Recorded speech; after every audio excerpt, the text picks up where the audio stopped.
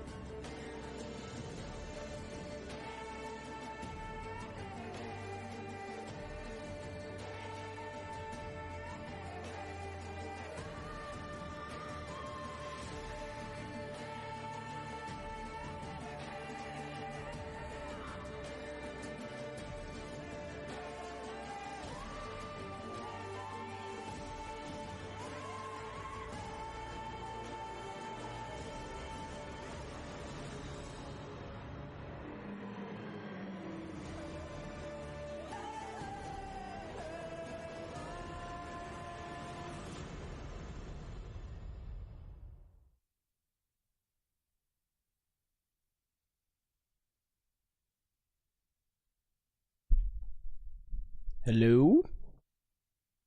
Hello. Hello. All right, I am here. Sorry for the delay. Hopefully we can play a little bit longer as long as you are all available. We are. Okay, awesome. Not sure about room. Hey, thanks for the follower, Dreamer Druidic. It's actually about the time we normally start. So you're only 8 minutes late for us. All right, so... Varun. Okay, yeah, you're there. Awesome. So I do apologize. Yeah, I had something come up and it took a lot longer to take care of. It's quite alright. Shit happens. Alright, let's get right into it then and lose as little time as possible. So, Freddy. What do you admire and dislike the most about Yreva? Ooh.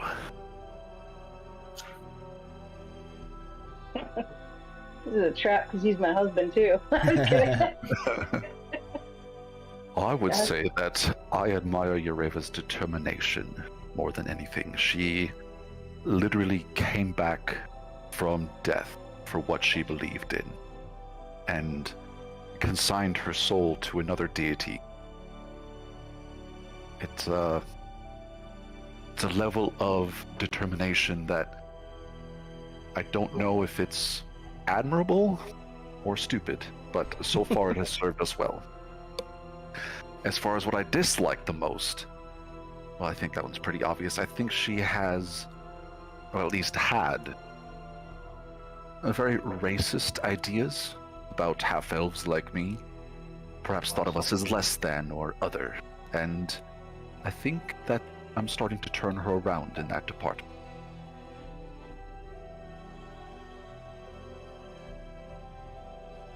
Very interesting.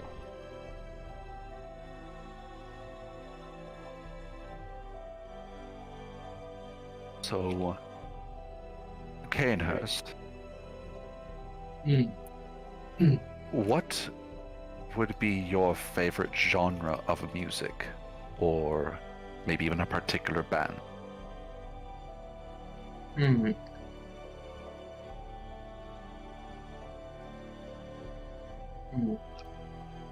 That is an interesting question.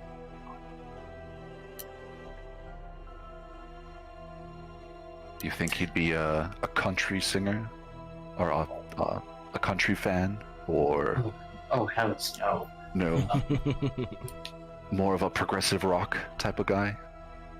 I prefer just something quiet and ambiotic, something to put on in the background while I work.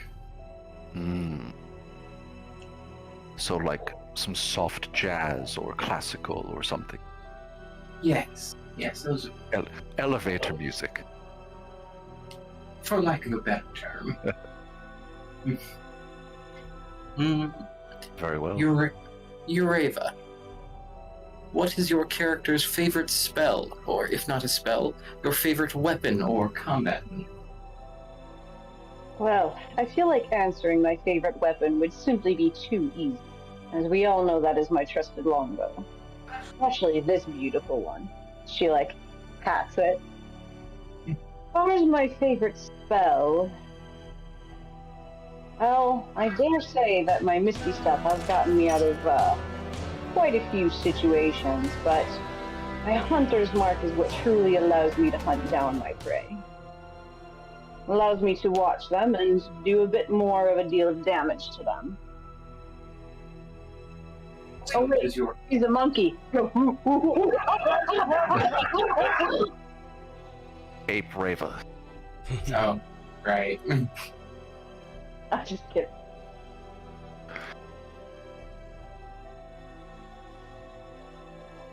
Right, let's see.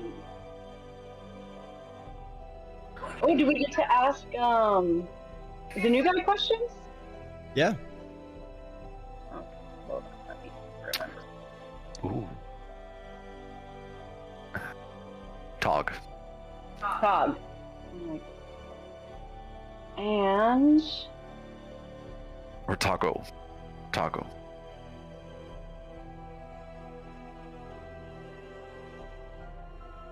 alright, I'm letting this pick the question for Tago.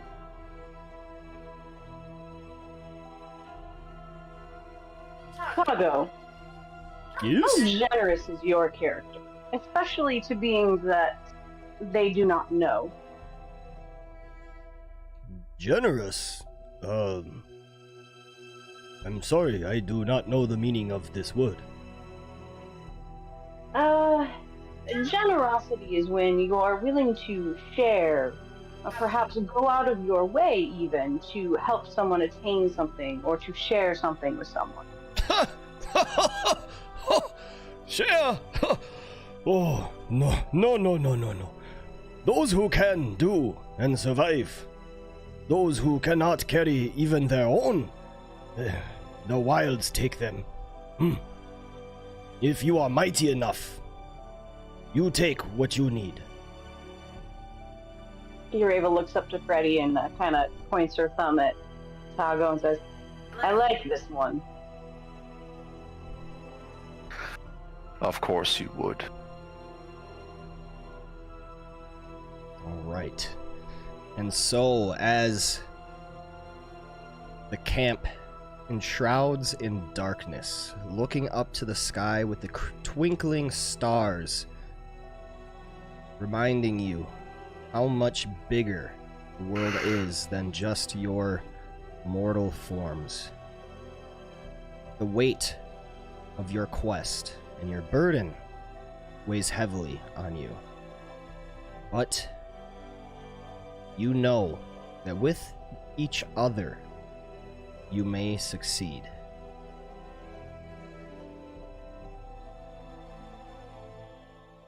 Last time, adventuring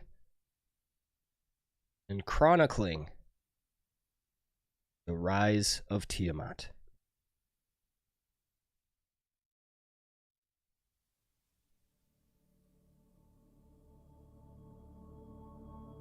In a tale brimming with frost and fury, our heroes faced the icy wrath of Arauthator, Old White Death, down in the caverns beneath Oyavigaton. The frigid arena of their dire confrontation witnessed Freddy's cunning as he transformed into an Arctic bat, scouting ahead. His discovery of Cainhurst at the mercy of the mighty dragon set the stage for a battle of wits and wills. With Freddy's quick return, he and Tago, fueled by the promise of battle, crept closer to lend their strength to their beleaguered comrades. The encounter teetered on the edge of catastrophe as Arauthator toyed with Cainhurst, hinting at a deadly game yet to come. Yet, fate's wheel turned swiftly. Yreva's feigned defeat gave way to an ethereal escape, her resilience shining through as though she re-entered the fray. Her form magnified into that of a giant ape by way of Freddy's magic wand. The battle's crescendo saw Tago illuminating their desperate struggle, Arauthator's laughter echoing through the chamber as he evaded and countered with the ease of a predator among his prey. The hero's resolve, however, remained unshaken, matching the dragon's ferocity with their own, a testament to their courage and tenacity. As a sleet storm raged, dividing and disorienting between them, the allies fought to maintain their unity. Arauthator's dominance was challenged, first by Tago's rhymes-binding ice, then by Freddy's explosive retaliation of fireball, and finally, Yreva's relentless assault. With the dragon's retreat begun, our heroes stood on the precipice of victory, their spirits unbroken, their wills aligned. The question now loomed large: to pursue the wounded Leviathan, or to regroup, knowing the beast's vengeful heart would not forget this defiance. Their valor in the face of such a formidable foe had shifted the balance, but the path forward remained shrouded in uncertainty and the chill of the ice caves. The saga of bravery and battle continues, with every choice leading them further into the legend that their journey has become. And thus brings us to the present moment, where Arauthator, Old White Death himself, recoils from the unexpected valor and might of our heroes. His great form, wounded and wrathful, retreats into the enveloping mist and shadows of the cavernous ice lair. The echoes of his pain and anger resound off the icy walls, a chilling reminder of the dragon's formidable presence.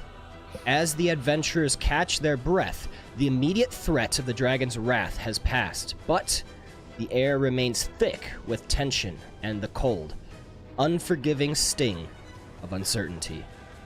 What lies ahead in Arauthator's retreat, now that the beast has been driven into the dark recesses of his own lair? And we return at the end of Arauthator's turn as he has flown a distance away. You may not be able to see him, but you know he is flying to the southwest. Cainhurst, you receive initiative. What do you do? Well, we left off when I was in cold water with very low health, so we are going to leave the cold water. All right. And still have very low health. That's double. So movement do I have? So you use 15 to get out. That leaves me with 25, give or take. You have that much movement speed? Damn. I have 40 feet, yeah. All right. So, I guess I'll just... is the sleet storm still going? Yes. As well, Cainhurst, Freddy, and Yreva are all given a twitch advantage to use, and the Dungeon Master 1 disadvantage. That good old Squeege? Yep. Thank you. Thanks, Squeege. I'm just going to use the rest of my movement speed then, so... Cainhurst, you are given a health potion as well. Go ahead and roll 2d4 plus, I think it's 2. We just spoil us. So that's 5. All right. And I lost count. So...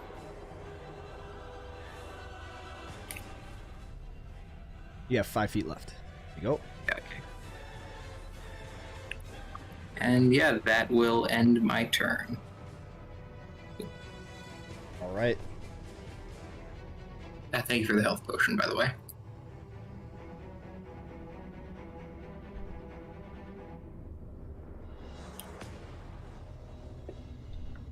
All right. Tago is now going to go. Oh, not so fast, big white beast.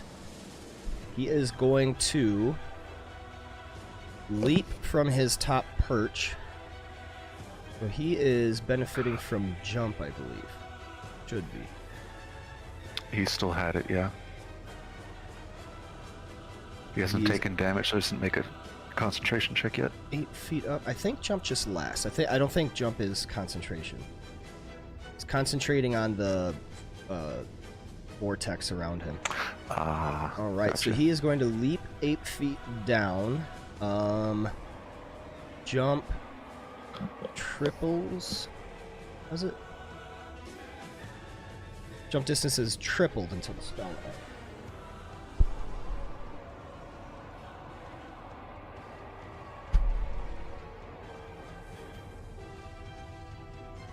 And a long jump is strength score. Okay. And his strength score is low, I know. 6, so 18. Yeah, 3 squares is pretty good. This way, it's 15 feet. And then another 15 to get there.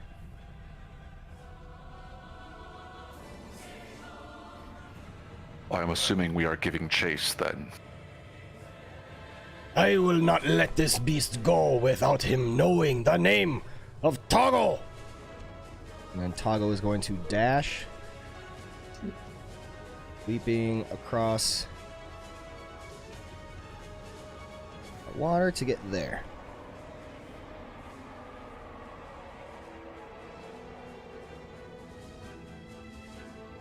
Alright. That is his turn, taking us to Freddy Bloomington. Alright, mechanics question, Nomad. Yes. Would a huge beast be able to carry 3 medium-sized creatures without their flying speed be reduced? Huge? Huge, yes. Do you know what the strength score is? Strength score is 15.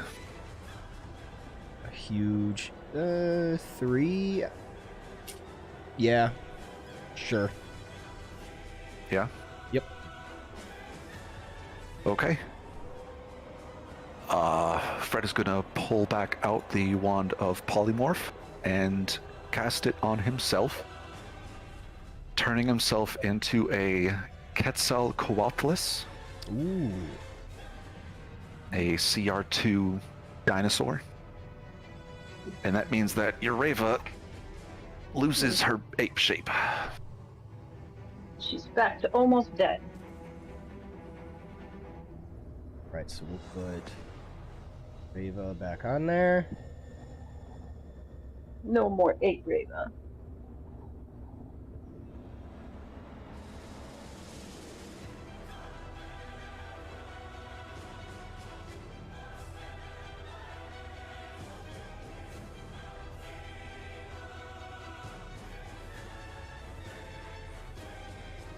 All right, she is back.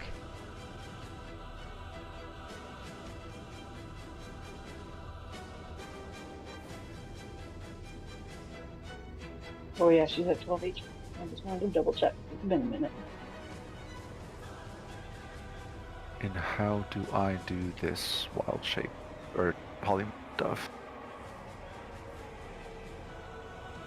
He set it up for me last time, so just be patient. Okay, Like, I literally think he has to. gotcha. Wait a minute. Oh, Endium. Upstairs. Okay, so miraculous.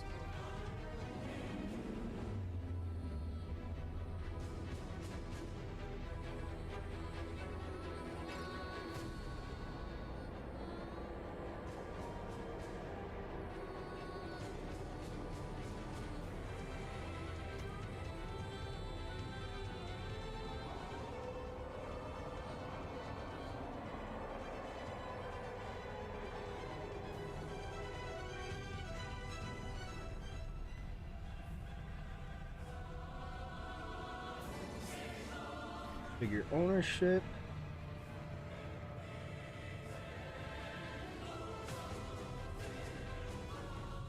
Go. Hey, And you disappear. yep. What were you? Oh shoot! What were you concentrating? The polymorph on Yreva, but now I'd be concentrating the polymorph on myself. So that should stay. Did you have a? I had a torch. Yeah, torch. That's what. Okay.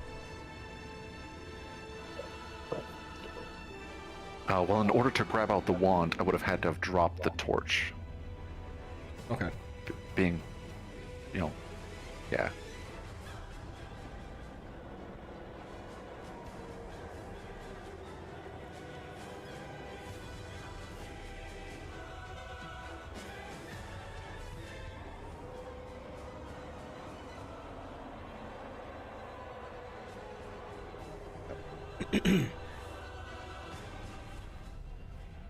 All right. Alright, You and then do you have control over it? let me give her a shot. Yes, There you I go. do. Awesome. Okay, and is this the square that I'm starting in? Yep. Fantastic. I will take flight, and it's showing me the distance. You hold. Okay, so Are you holding down control? There we go. Okay.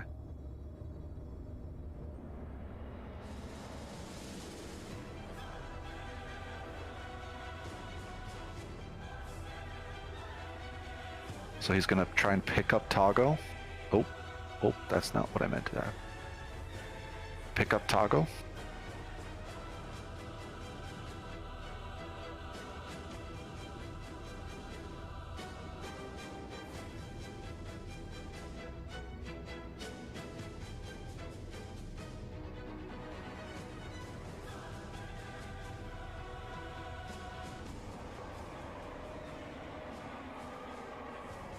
I guess how would this work? Would this be like mounting type of So type you of would- mechanic? You would basically be making a grapple check, but like Toggle can Toggle can allow it, so you're just picking him up. Okay, then I'll do that. Grapple check via strength. It'd be athletics check. Do you want me to actually roll it, or is he just auto failing? He's auto failing. Alright. Then I'll move. This is not functioning well. There we go.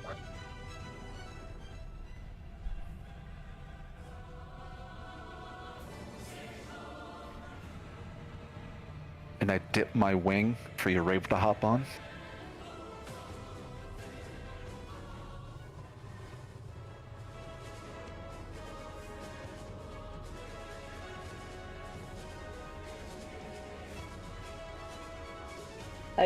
Do I have to wait for my turn? I have to wait for my turn to hop on, I assume. He's picking you up. Okay. Okay, and then I have those 65, so I have 15 more feet then for me to get there. I already used my action to cast the spell, so that is it. Okay. It is still Yreva's turn. I can't end mine. I see. So we would actually moving to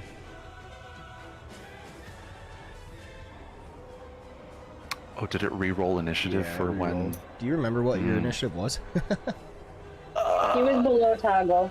Yeah. He was? Okay. Yep. Then we do go to Yreva's turn. Alright. Now that Yreva is Yreva, she can actually see again. I mean, she's on his wing, right? So, what can I do?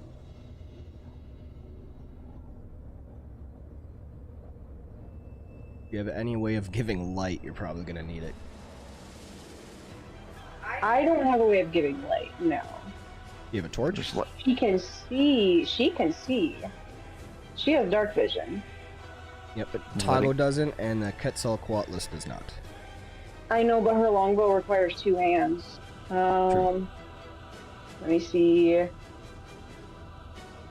You can always just hold it in one hand for now. Well, she's gonna ask Tago.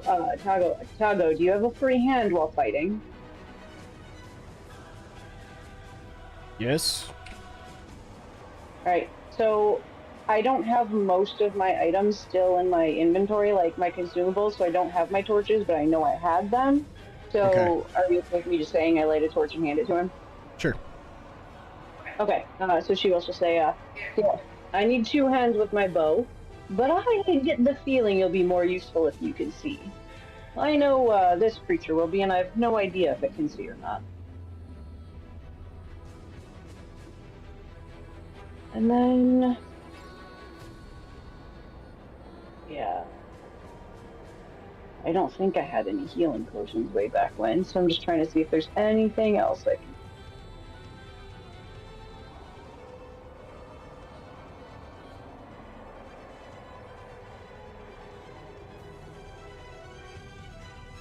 Nope, I think that's her turn. So she got on the flying boy, and she lights a torch and hands it to Tago.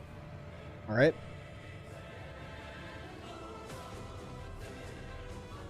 And that will bring us to Arauthator. And Arauthator is going to continue flying. You hear him get a little further away.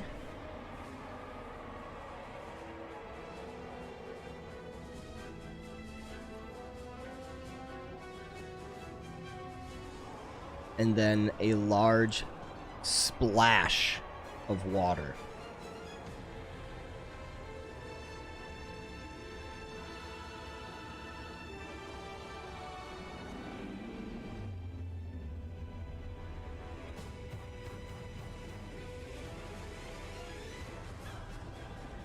Like, did it sound like he was diving? Yes. Okay. She'll look at Tago and kind of like thump Freddy's like wing. When we first ran into him, he was emerging out of a pool of water, and she'll kind of point in the direction, which was from where they are now. Yeah, so it'd be to the southwest. She'll point to that puddle we first saw him in the southwest, in that direction. I wonder if his exit out of here is in fact through the freezing waters.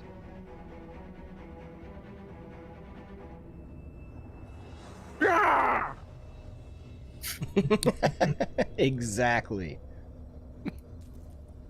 Right, and we go to Cainhurst's turn. What do you do? I'm just gonna keep trying to reach where they are. um,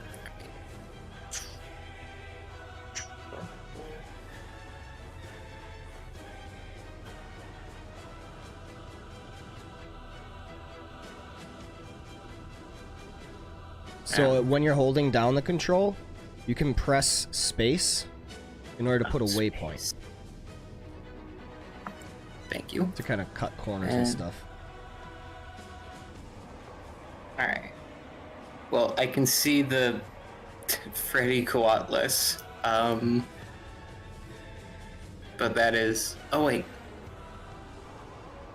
Wait, hold on. You would see Yreva and Toggle on his back too. Yeah, I also forgot I was under exhaustion level 1. Where do I see that?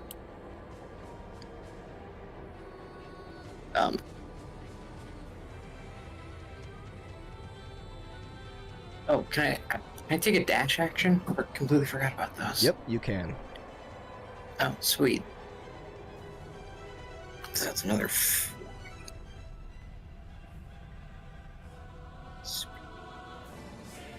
Hey, I'm almost here, guys.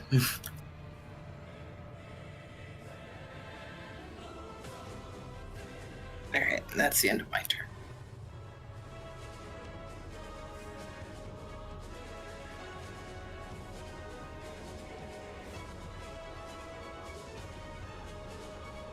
Okay. That will bring us to Tago. Can Tago do anything to help right now?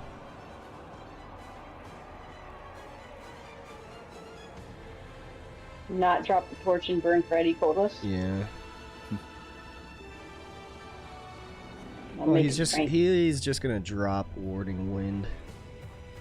Really not a use for it anymore. All right, Freddy Coatless, you're up. All right. Freddy Quatless is going to pick up Cainhurst, Okay.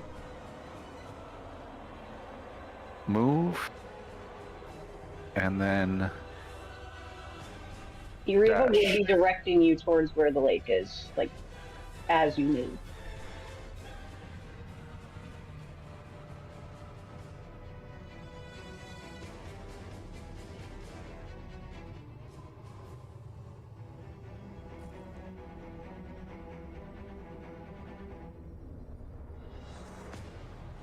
all right.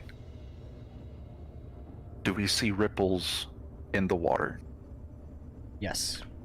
Big ones, I'm assuming. Yep.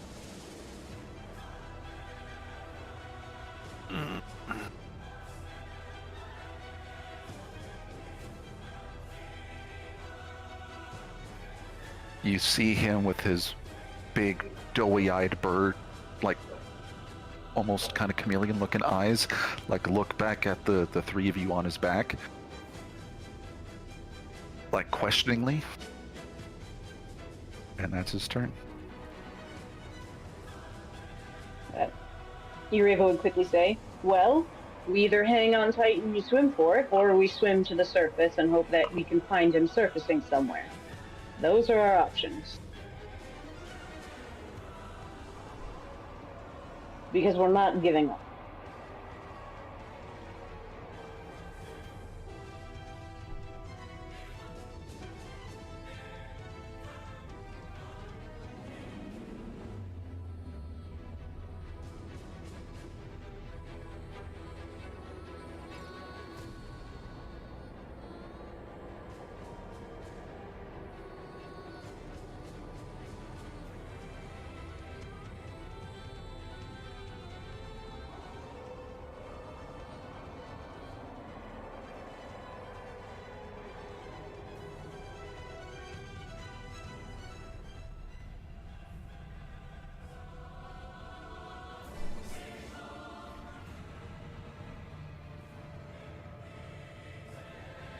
Alright, Yreva, what are you doing?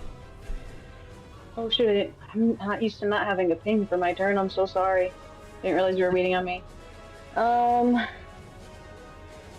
Because I was on like a different screen. Yeah, anyway.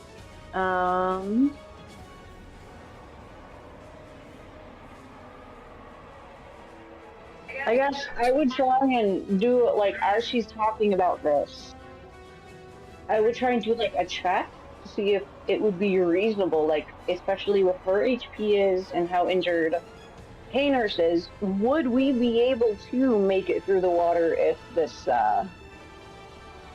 Quetzalcoatl is diving through it?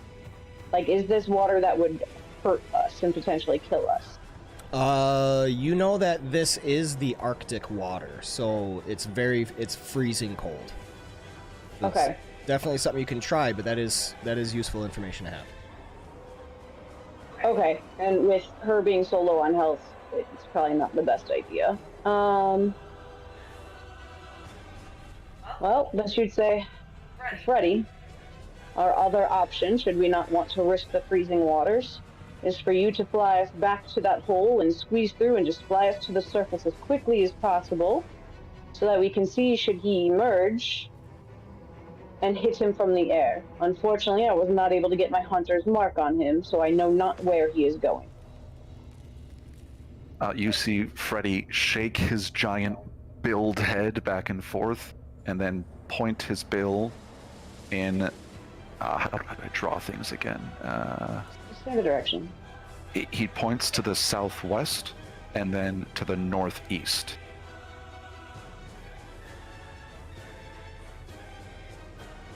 Okay. She can't see outside of that, like, this circle, so she will just kind of keep an eye. Yeah, that's okay. That's her turn. She won't do a whole lot.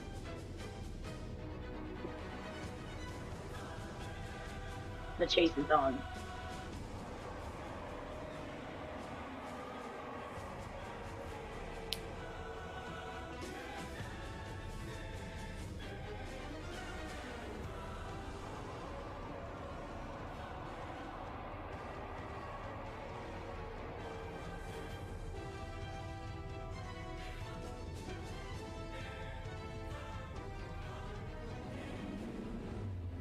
Nomad, in the exploration I did as a bat, the only exit that I saw in the ceiling was through the when we climbed down and Yreva and Cainhurst fell down, right? The one that you climbed down is the same one that they fell down. Yes, there is that exit, but then you also remember seeing a large hole above the perch that you just left. Oh, okay. All right, so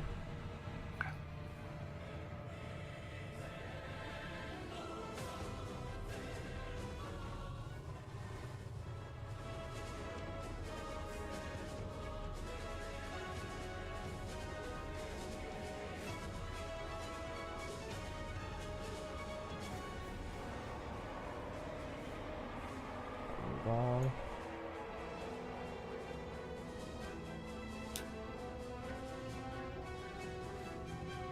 Oh. All right, Arauthator's turn.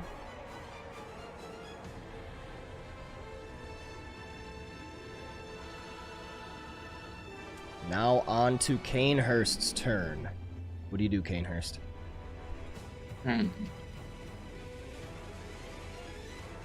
So,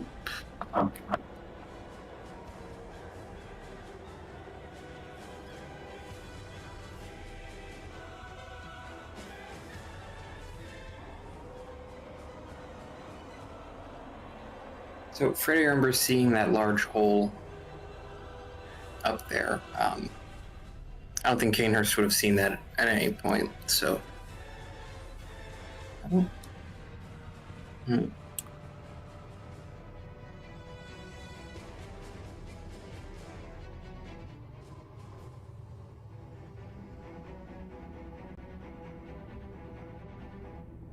I don't know what I can do. There are are circumstances where there's not a whole lot you can do. Yeah. It doesn't feel right. It feels wrong, but it happens. Ain't that the truth? I'll just end my turn. Okay. I'm with you there, Baroon. Every time I have that happen, I'm like, this isn't right. This is wrong. Just looking through my character sheet to see if there's anything at all. Suddenly, you all see one of the giants, the trolls that were seen coming after Yreva, running towards you. And we go to Tagovok's turn. Tago hears them rather than seeing.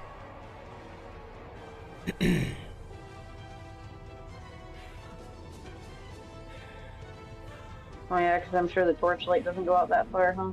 Sure doesn't. I can't see him either. He is going to hold a spell.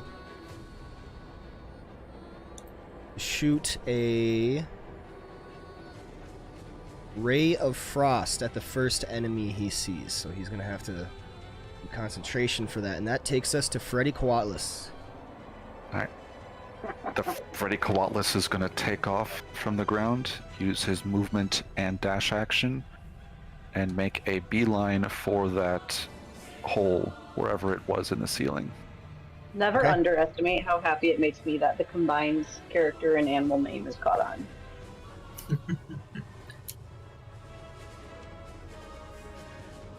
I don't exactly know where the hole is. We'll say where it's would it be? above. Right over Above here. You see there? my ping? I do, okay. Okay. That was that. So I have 160 total. That was 110 feet of movement, so I could get there. And I'm flying up, like directly towards it in a beeline. Okay.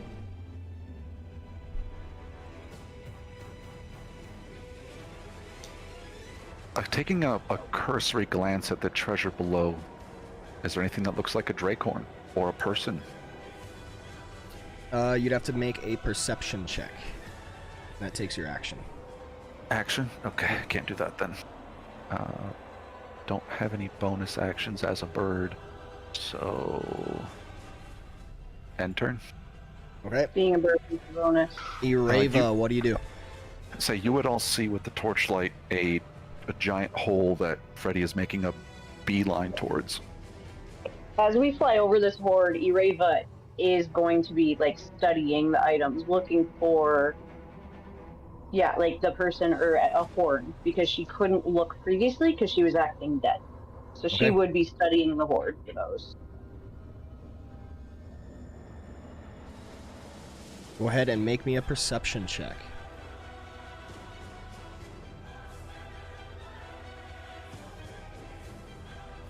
You do not spot anything that looks like the horn. Okay, and that was action? Yep.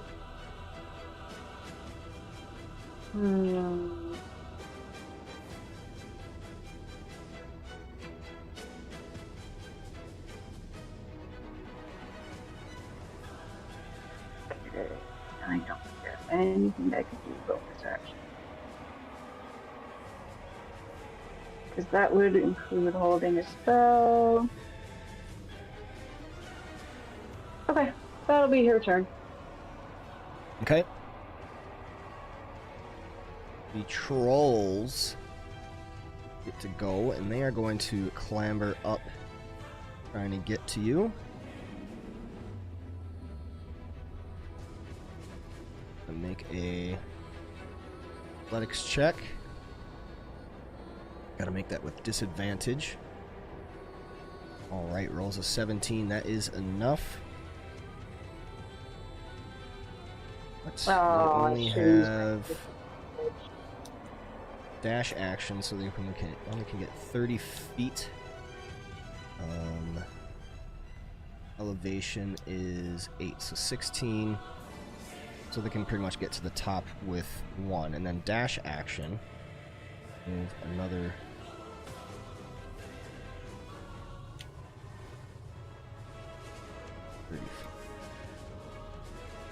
Alright, Cainhurst, you're up. What do you do? I would also like to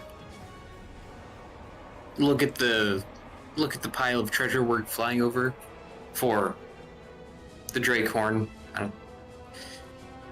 Okay. That's a perception check. Yep. And I make that with disadvantage because of exhaustion. 1 perception. There we go. Yikes. You do not spot anything.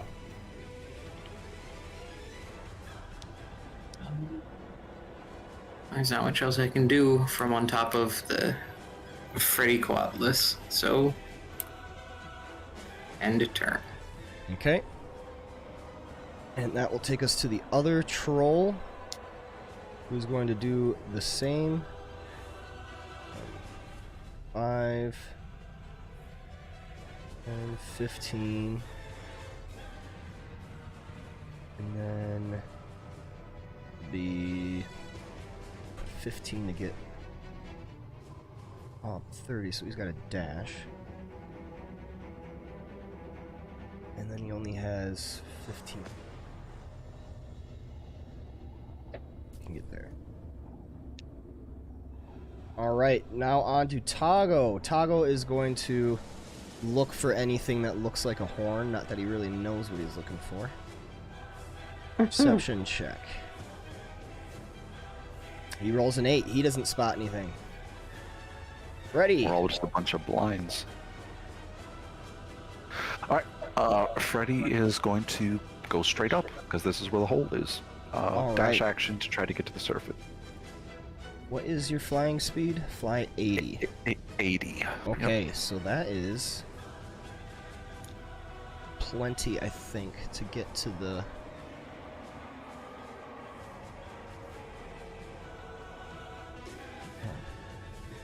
Where is this?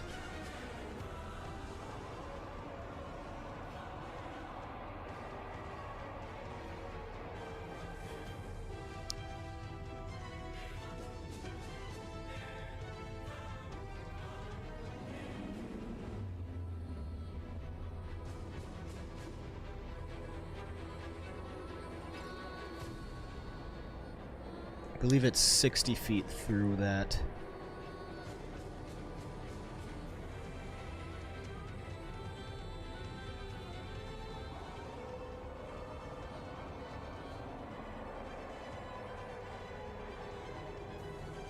Yep, 60 feet. So you can definitely get to that top part. Let's move over in that direction. Alright. Prepare the new map.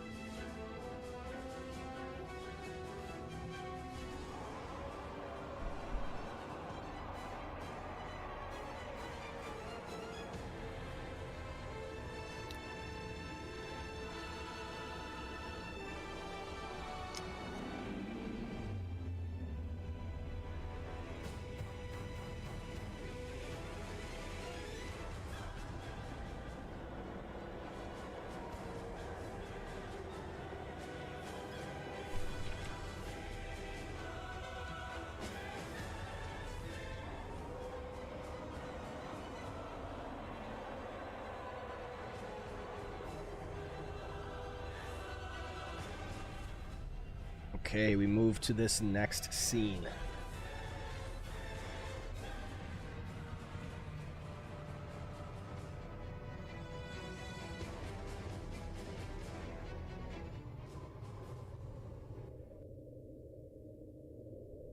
And initiative is over. You all see the scene? Yep. Yeah. Quick question. Would Yreva, so I did the one roll, but like just because of how like time goes, would you be kosher with Yreva, like as they're flying away, doing like a second look at the horde? Sure. From a slightly higher perspective? Yeah. Go ahead. Okay, are you okay with me, since we're doing it like that, using my Twitch advantage to do it? Yeah. Alright. Then, let's do that. Perception, Twitch advantage.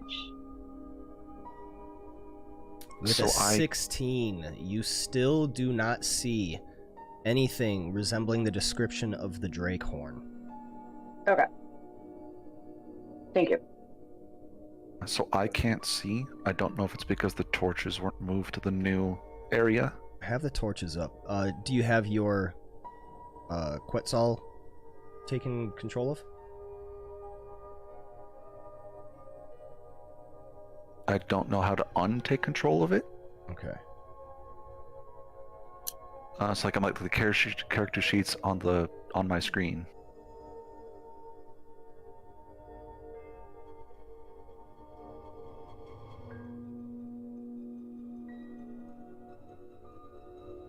You had it down below.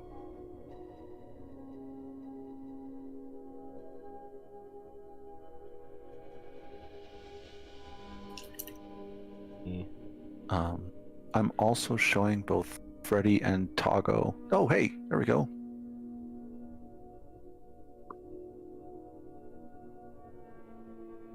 Put you over there so you can see. Okay. Okay, so you fly up this chamber soaring. And that would actually leave you with 20 feet of fly movement left. Okay. And you see a chamber where 3 shelves stand in an otherwise empty cavern cobbled together out of salvaged wood, whalebone, pieces of giant's armor, and even the frozen limbs of yetis. A number of scrolls, books, parchments, and folios are carefully arranged on the shelves, all bearing the markings of magical writing.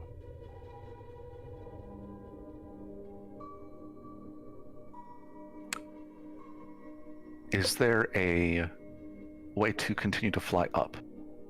No.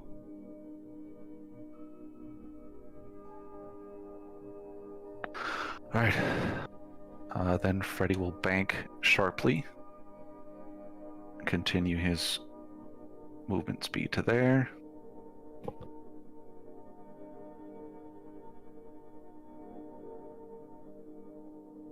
Using his dash action. I'm going to take this piecemeal. Alright, so this is going to be... do this 40.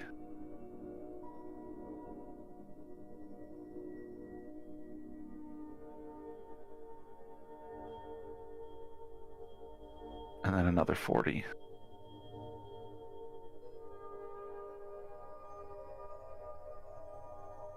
You see the chamber opens up only down to the southwest.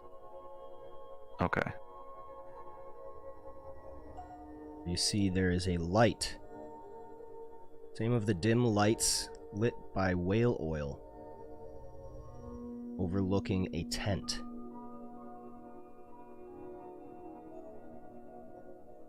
Interesting. Well, that's all he can do.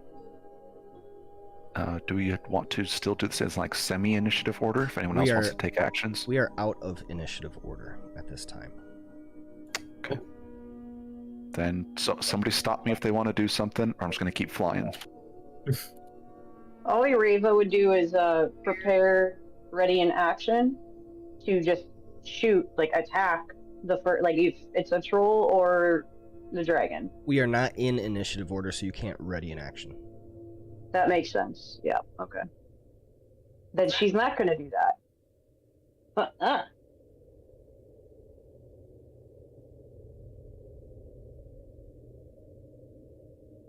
Alright, Freddy.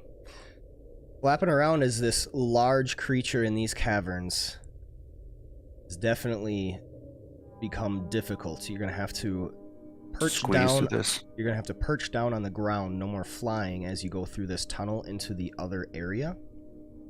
Okay. And you see that the empty floor of this chamber holds a most unexpected sight.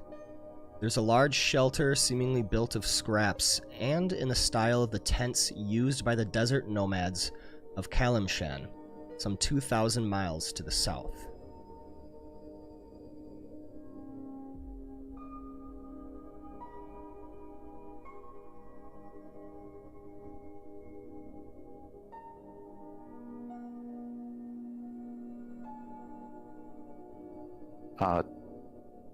Are people still riding me as I'm walking through this tunnel? Toggle's not. Okay, he Toggle jumped dropped off. down and he's kind of like looking around, ready. He's got his magic fingers at the ready. How long is a breather? Like 5 minutes. Would Yreva be able to stay on his back and attempt to just take a breather? You'd have to actively be trying to stay on the back because it's not saddled. Gotcha. Okay. Just figured I'd ask.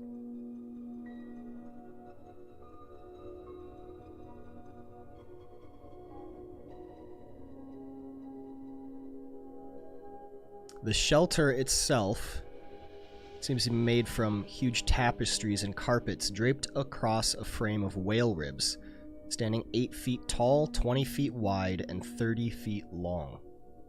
The bottoms of the walls drape down onto the ground, leaving no gaps underneath. The tent has no obvious entrance.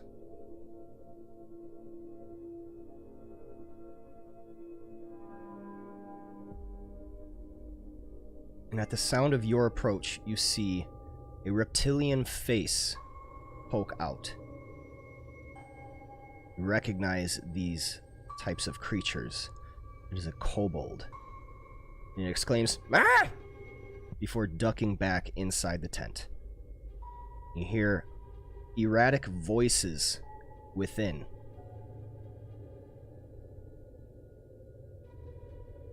Until suddenly, a different face opens up a side flap of this tent. Stepping out with some sort of magic readied in one of their palms. There's a red-skinned tiefling sorcerer.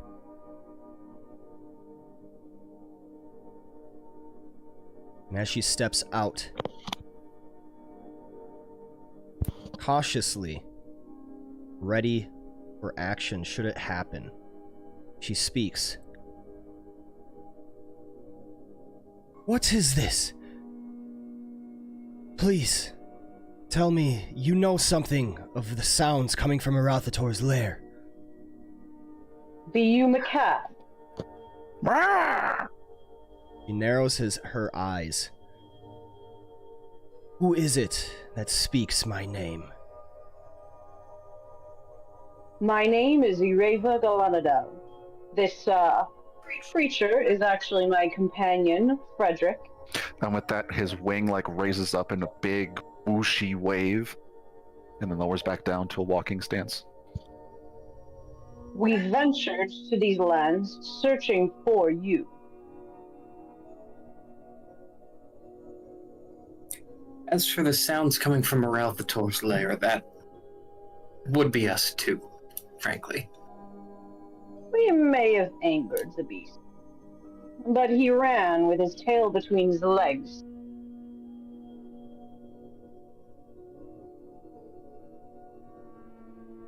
"Oh, well, it seems you found me."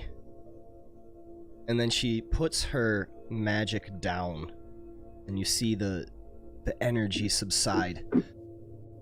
"Well, if you are alive, I can only believe that Arauthator has been routed. That is good news."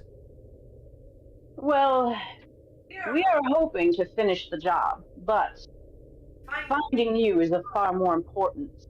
I'm sure my friends, she taps Freddy's winged back, would agree as badly as I would like to rid the...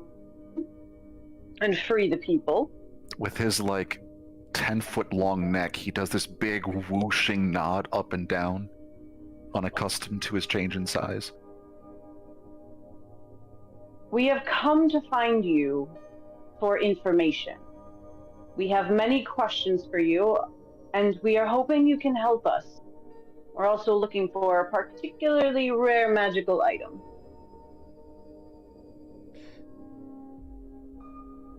If you're looking for particularly rare magical items, there are plenty here. But Well, if Arauthator is not slain, then time is of the essence. We must be out of here quickly and far enough away, for once he regathers himself, he may go to the ends of the earth to find you again. It has been some time since last he was bested by any creature. Well, do you know where his little pool of exits would lead to? Maybe we can meet him on the other end. We could not risk the frigid waters. I myself have been injured far too gravely. As Cainhurst is there fighting for his life. And she would motion, as has my companion Cainhurst. It was not a risk we could take. I highly suggest against such a course of action.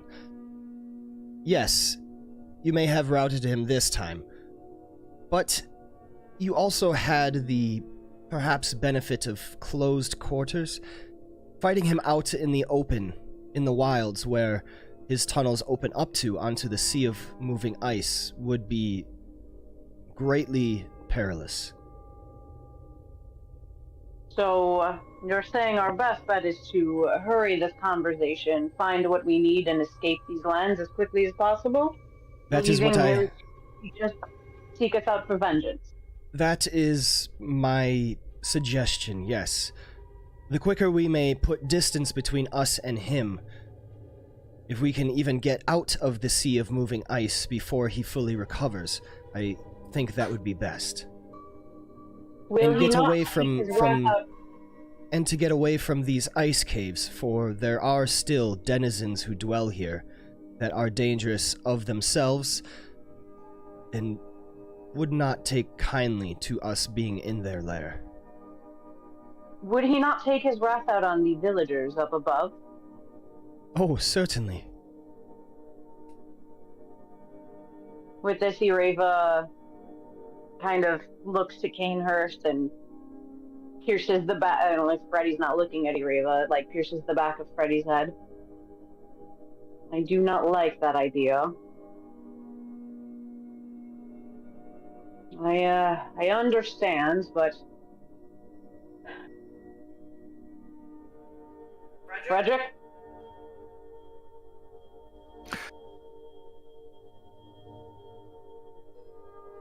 I think with this, I'm going to drop concentration on polymorph.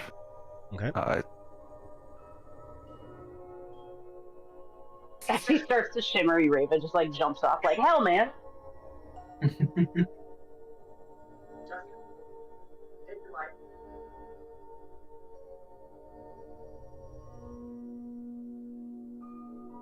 Alright, so we'll put Freddy on the map, and the Quatless goes away. Yeah.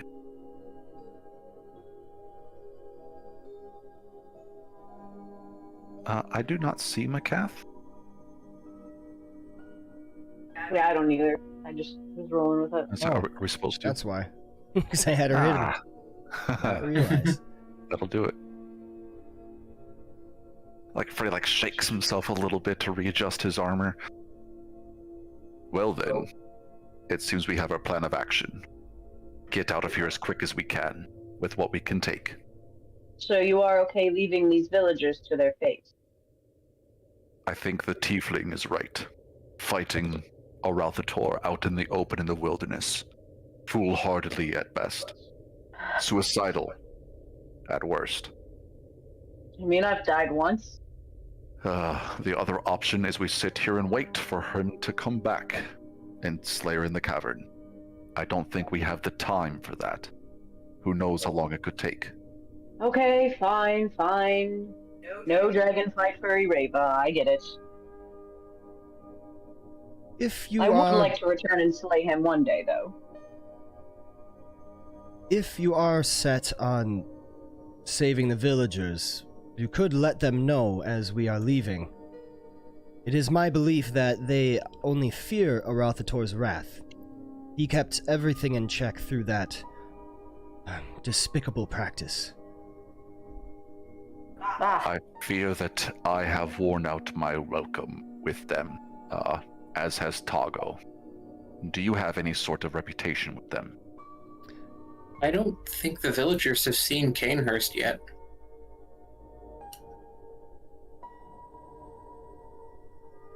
I do not have... Technically, you were there when Yreva fought a warrior, but, like, you weren't here, so he wasn't, but he was. Okay. Either way, I agree. We should warn them, and perhaps they could come with us if need be. I do not Is there a have any decision? such reputation, but all that is required is sending the message. Everyone heard the Yes. sounds of Arauthator's roar. They would know it means something. They are hardy people, and even if we simply just give them the words, that's all we can do. Do you know anything of the Draakhorn? Is it here? Her eyebrows kind of raise as she responds.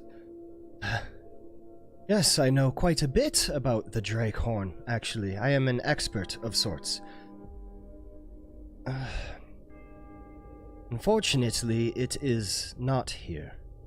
It was, but it was taken. No, not taken, given. Allowed to be taken. By who? Do you know anything of the cult of the dragon? You could say that we are experts in that subject. That is exactly who we are trying to stop. One of their leaders, Varum the White, came a while ago. He was bearing it a a- white mask. Spoke with Arauthator. Is it one of the half-dragons? No, Varum is a dwarf. Hmm. But he came with a small retinue of cultists, and they brought gifts, great treasures, to win an audience with Arauthator. He granted it to them. I was not present, but I gained some information. Apparently, they were in talks to try and win Arauthator's allegiance to the cult of the dragon. Speaking of something great, some great feat that they hope to achieve. They are trying to rise Tiamat. Raise Tiamat, you say? She is in the Aye. final level of the Beyond. But That is why she's a prisoner in Avernus. Oh, A this prisoner is... no longer. I This is felt her swirling. power in the Beyond myself when my first life ended. She is angry and determined. Oh, this is certainly dire news.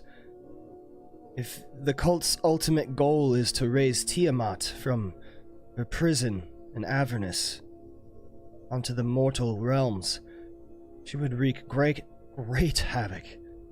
That's probably why they were here, trying to convert Arauthator's allegiance.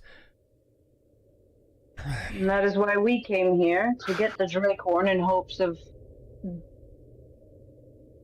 dissuading their efforts. I hate to be rude, but time is a-wasting, and we can talk on the move. Yes, Pack your things, and let us bring everything we can and get out of here. yes, we must be on our way. I will tell you more, but if they have the Draakhorn... Oh, yes, we must go. And she moves into her little camp thing, and you see the kobolds kind of scurrying about.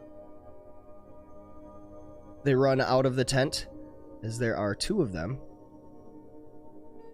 Okay. But they don't appear to be acting out aggressively in any way. They seem scared, if anything. Not certain what Maccath will do. Not certain what you will do.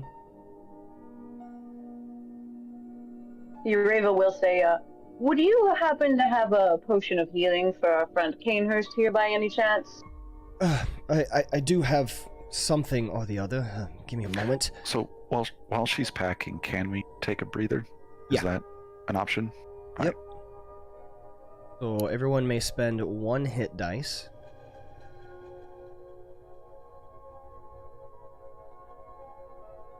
And then... I have to figure out how to use them. Yeah, because I only see the short rest or long rest options. I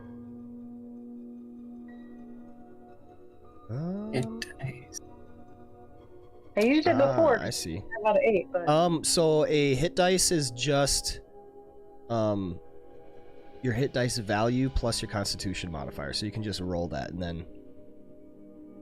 Okay, just do it manually? Yep. Alright. I don't even know what mine is right now. If you go to the top left, do you see that tool icon? That little wrench thing? The edit? Yeah, if you edit that, and you go to the hit dice, click on the settings, you can actually roll one of your hit die. Hey.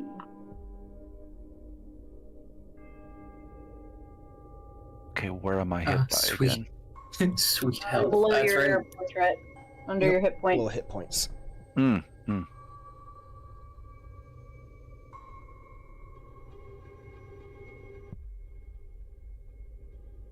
Right.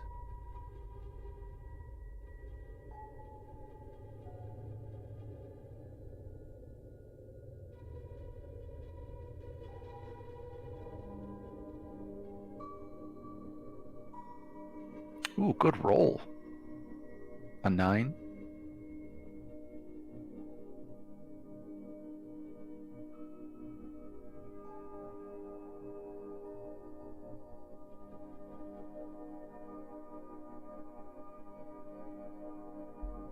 Right, so she has 2 potions of superior healing.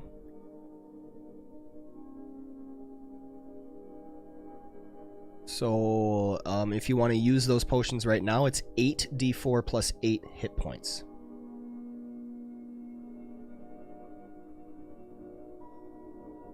Oh. I would recommend saving those. Yeah.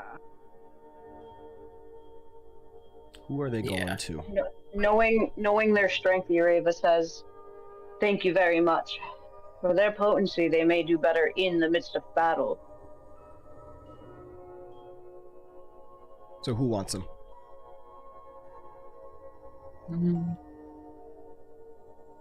I think if we're just trying to escape, Yreva's not going to worry about it, especially since we got a breather. Who wants them in their inventory? Oh, I'll take one in my inventory. Okay. Okay, nurse, take the other one. Alright. Sorry, I misinterpreted the question.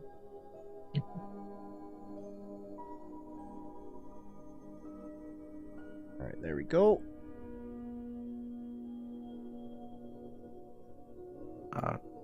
Fred's gonna head out into this chamber here. Okay. And he's gonna cast Detect Magic. Alright.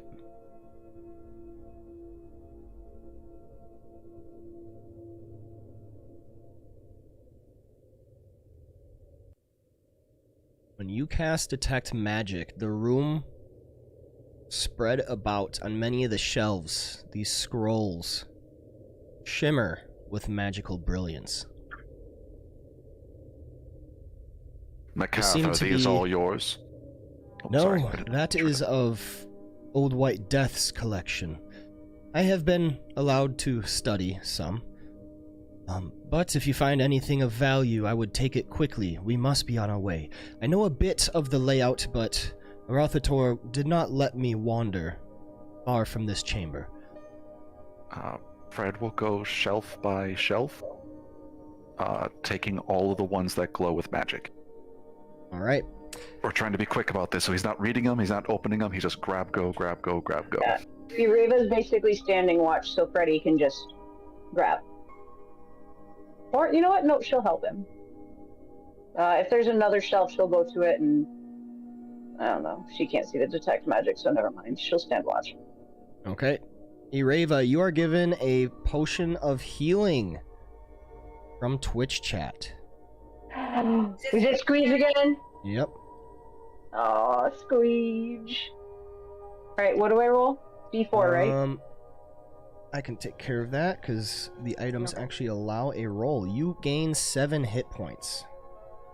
Thank you, Squeeze. You the best. You gain a number of spell scrolls, and there are some spell books as well. Yeah, takes all of them. Okay.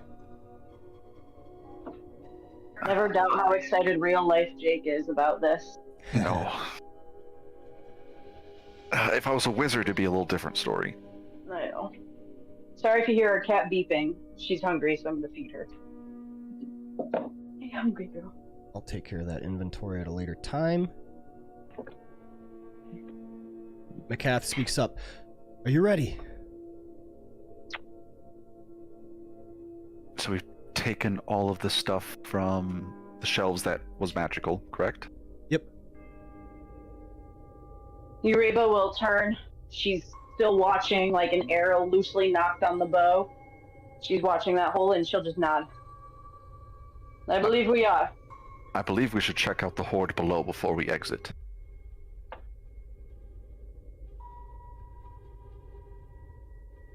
I'm not opposed to it. The treasure hoard in the lair? Yes. At this point, I'm sure those trolls are standing there waiting for us to return. Perhaps we cut our losses this time, Frederick. They were hot on your wings. Maccath also speaks up. Adventurers. I know there's a lot of treasure in the dragon's hoard, but need I remind you, Arauthator is not dead. And the more time we waste, the harder it may be to get out. I ask then, how do you plan on getting out? I thought the only way in or out was through this hole. You want to swim through the frigid waters of the Sea of Moving Ice, when we could just climb to the top of the village? I vote we climb. I guess I assumed with you being back here that you were trapped somehow by Arauthator's lair. I did not know you had easy access to the village. Arauthator and his minions did not allow me to freely reign, but he is not here, and anything we may encounter along the way, if you took care of Arauthator, I believe that we could handle them quite easily. All right. My misunderstanding. Then I agree. Let's go. Lead the way. Okay. I know not these caverns.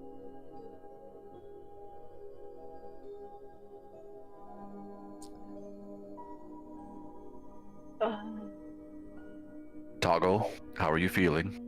I understand that you want to chase after her, but I don't think that's an option for us anymore. Was Arauthator her? What? No, Arauthator's a dude. Oh, it's a dude? Okay. Yep. You keep saying her. I was gonna say, he definitely had dude dragon voice. I'm not, but I just, lore-wise, I thought it was a male. Alright. Alright. I know you want to chase after Arauthator, but I no longer think that's an option today. However, if you stick with us, there is a very good chance you'll face her in the future. Yreva walks up, puts her hand on Thago's shoulder and says, how about this? You and I, from here until you part ways with us, we'll keep score of how many dragons we personally fell. I'm at 1. If we travel with us, we'll get a chance to catch up. His shoulders are slumped. Freddy, I am sad. I was hoping to slay a white dragon soon, and he got away. Stupid darkness. Yes. Our lack of vision did us in today. But he's going to hunt us down. So if you're not with us, you may never see him again. We may kill Perhaps him we without set you. an ambush. I am agreeable to this. Then let's go. Let us go.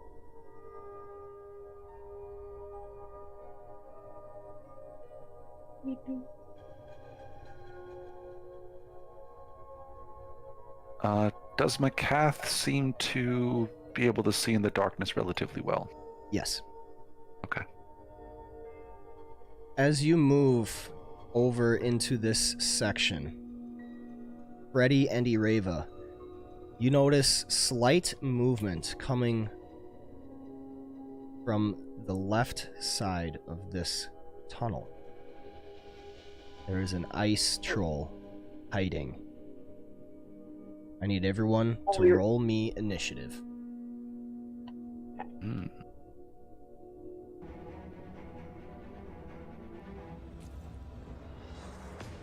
Excellent. There it is. I think I'm gonna use my Twitch advantage on Okay. this.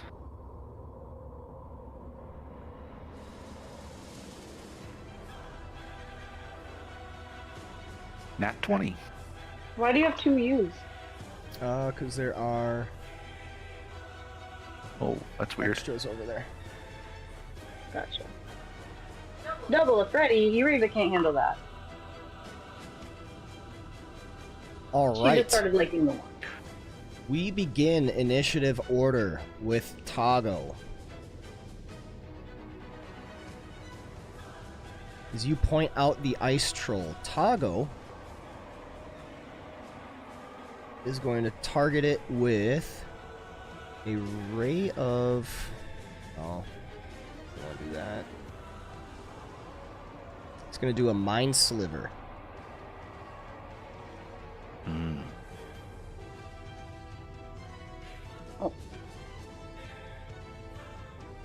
And the suspicious ice troll fails, rolling a -1. Taking 6 points of psychic damage. And must subtract 1d4 from the next saving throw it makes before the end of Tago's next turn. That will take us to... as Tago moves up, move up 30 feet right there. That takes us to the Ice Troll's turn. Ice Troll rushes up next to Tago.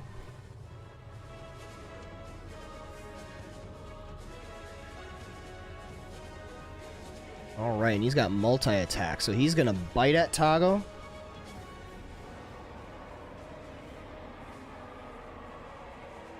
And that misses. Can also make 2 claw attacks. First one hits Tago.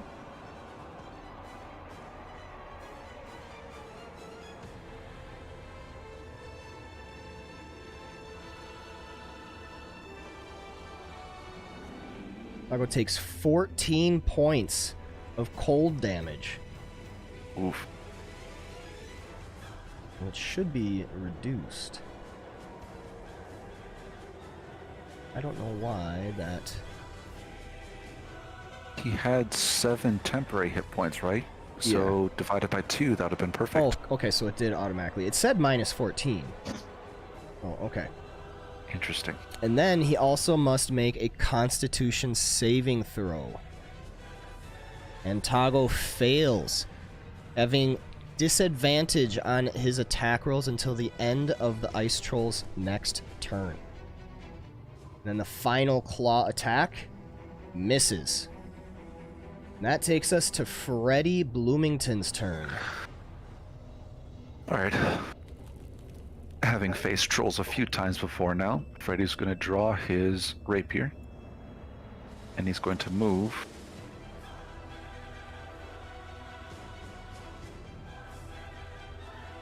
Space. I'm trying. Come on. You not move. The game's paused. Sometimes it just Oh, it's feels paused, that's why. Yeah, the game's paused. Yep. Got it. Well, that'll do it. Yep. Alright, target. He's gonna pull, like I said, his rapier out and do green flame blade.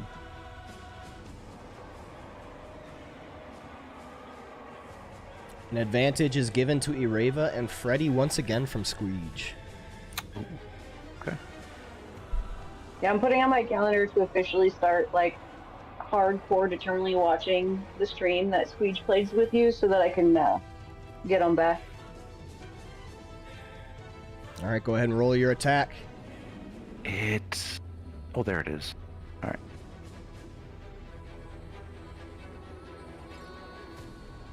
Okay. That is a hit. Righty.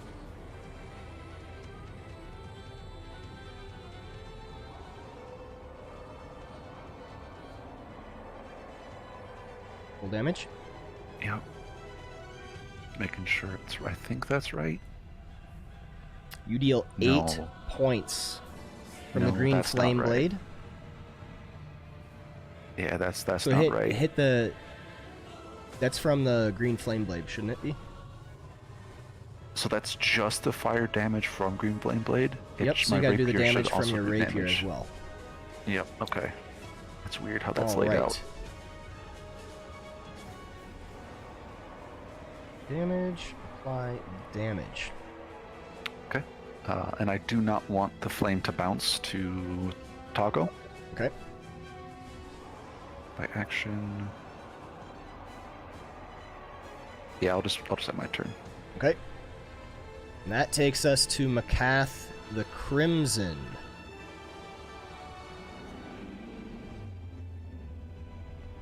She is going to step over here, targeting the ice troll with a firebolt. And that hits on a 16. The ice troll taking 2 points of fire damage.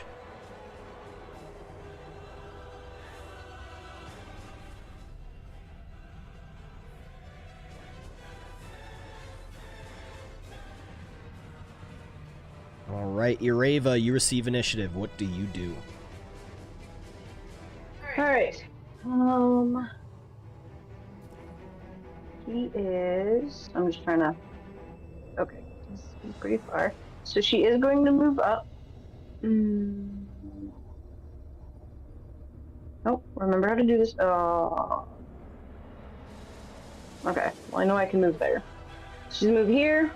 I have him targeted. I'm going to planar warrior him with my bonus action. Is it not letting me?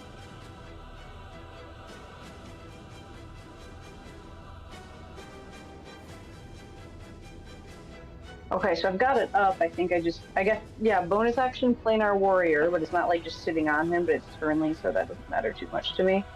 And then a longbow attack on it. Alright. That hits with a 31. Alright, so I'm going to do planar warrior damage. And then longbow damage. 14 That should- plus 3. Yeah. 14 from bow, and then 3 force damage from planar warrior. And let me just double check the next time. Okay, so yeah, it's just the one attack. Alright, then second attack. That misses. You roll 15. Rolling a What did I have to natural roll? 1. Oh, I was to say, I had to roll the 1 on that. Alright, so with that, she's then going to take a couple steps back. She doesn't want to take a hit because she got rolled before and she didn't like it. She went kaput. That's her turn. All right, She doesn't have any fear of Cainhurst. trolls. You receive initiative. What do you do? Alright, so.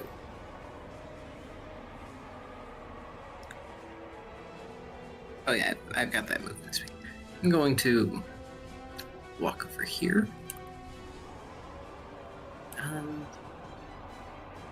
I do not have my Crimson Right active already, so I am going to activate Crimson Right and take 3 damage. Okay.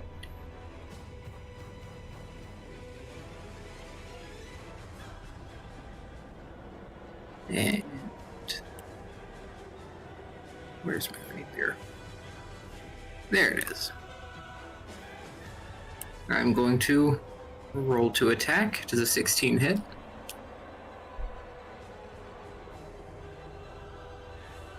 A 16 does hit. Yes. And damage. 11 damage. points of damage.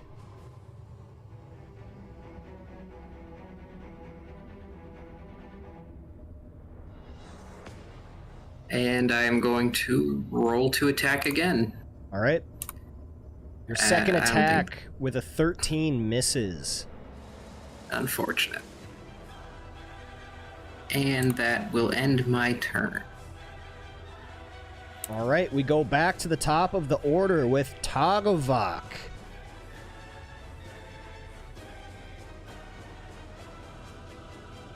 And unfortunately, Tago is going to take some cold damage as a cold aura emanates from this ice troll.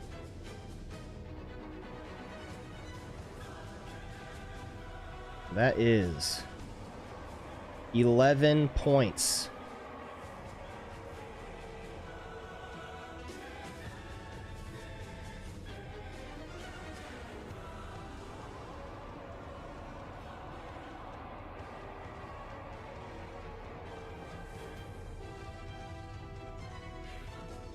He only takes 5. Alright, Tago gasps out in pain. The cold never hurt me.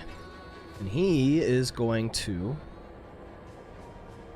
Let's see. How long does Flame Blade? Concentration up to 10 minutes. Nah.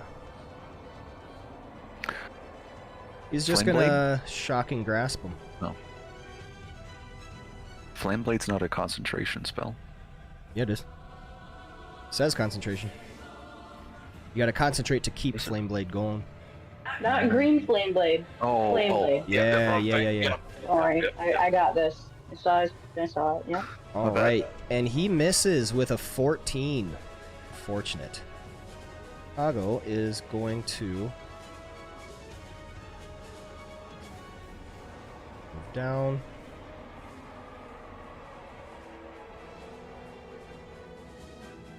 And that will take us to the troll's turn.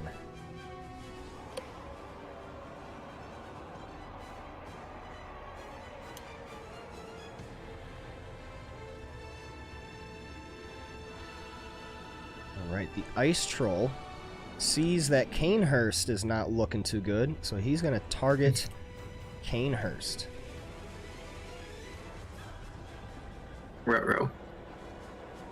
He's going to bite at you. Since he took some flame damage, he does not regenerate at the start of his turn. Misses you with a 9, but 2 claws come swiping out.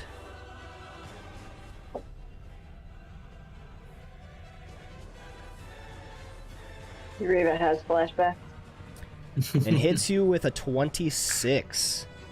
Can I Silvery Barbs this roll? Go ahead. Oh.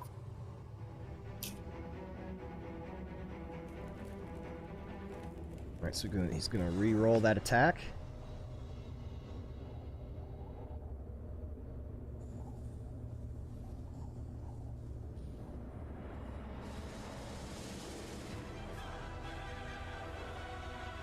I'm gonna reload real quick.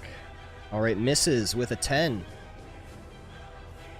All right then. And Cainhurst, you are given another health potion. Thanks, Freddy, and thanks whoever gave me the health potion. Squeege. 2d6, right? Fred gives you a playful wink. Do I roll that health potion now or like at the end of combat? Right now. Okay. 2d6. Ooh.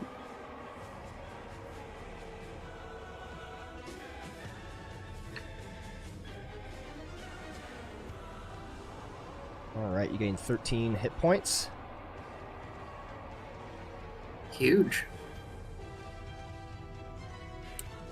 That's what she said. And Not to his me. last claw attack is a miss with a 21. The Ice Troll does not deal any damage this turn. Taking us to Freddy Bloomington. What do you do?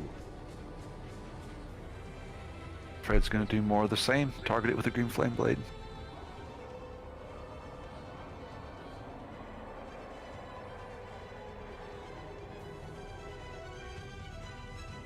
Alright, then I have to go to my inventory.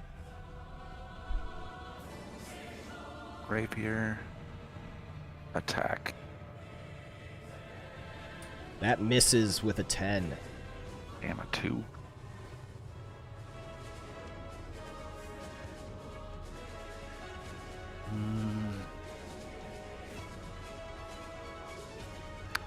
Yeah, I think that'll be it for now. End his turn.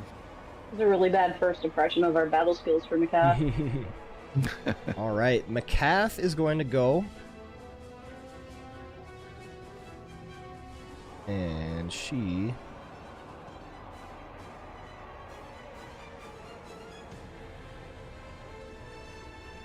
Yeah, she is just going to cast another firebolt at him.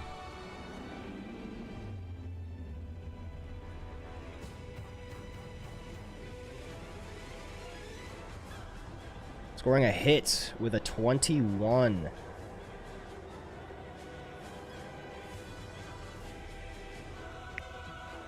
She rolls a 10.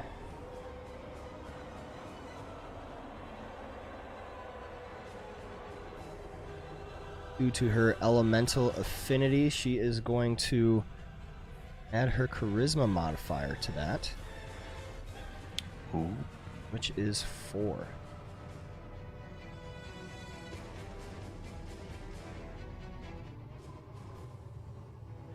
And also minus another 4. And then she is going to do a quickened spell in order to cast another firebolt. Okay.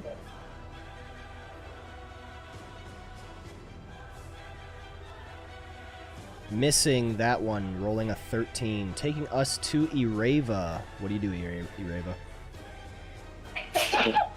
Apparently sneezing. Alright.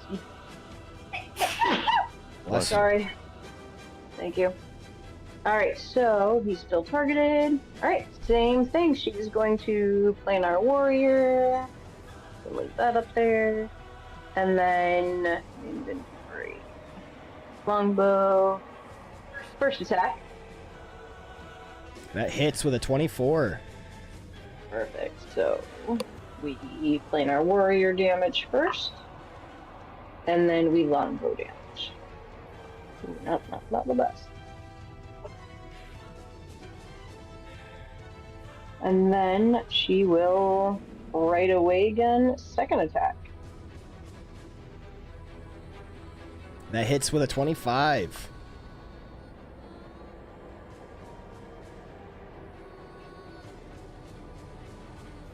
Dealing 17 points of damage.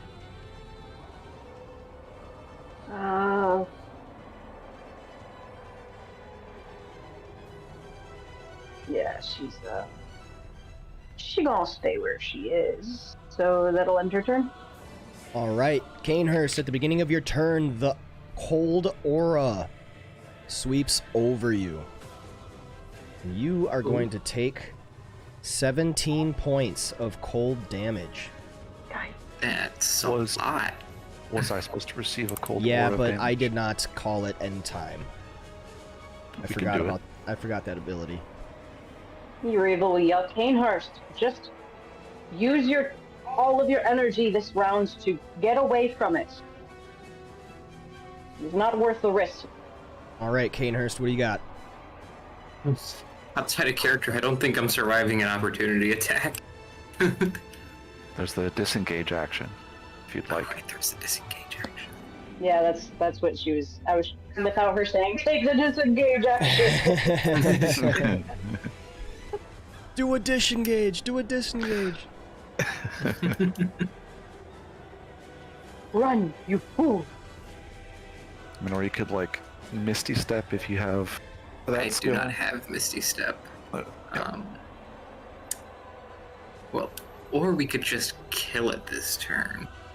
No, I'll take the disengage action. Okay. I always say, I don't think it's worth the gamble, man. Trust me, I already died to one of these.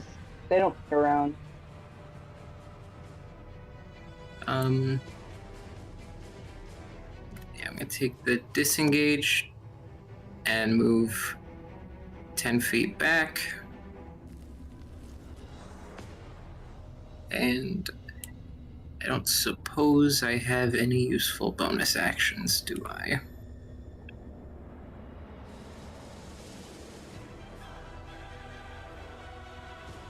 Is there a way I can sort these between like actions and bonus actions? Oh no, it says right there. I'm dumb.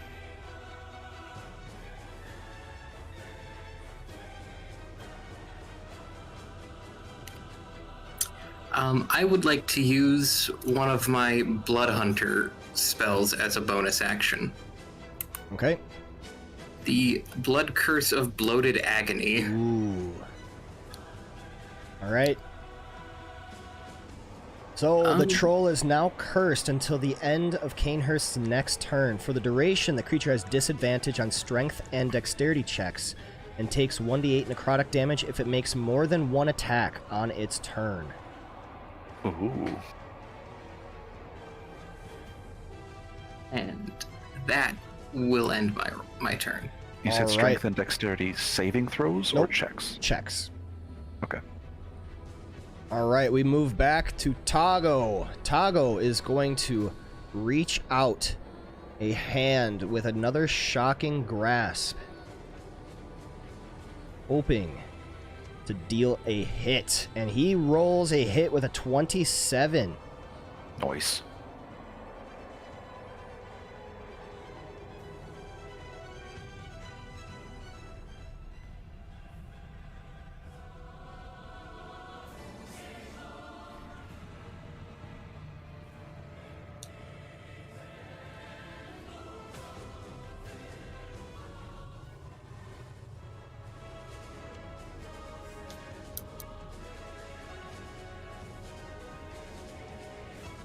Come on. Are you guys getting a lot of lag? No, it's pretty good I've for been pretty me. good today. Because I am going nuts. All right. 9 points of lightning damage.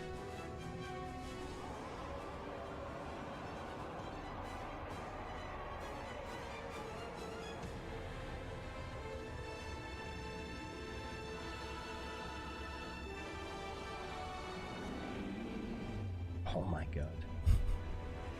All right. Tago is going to use use some sorcery points to do his quickened spell in order to get another shocking grasp.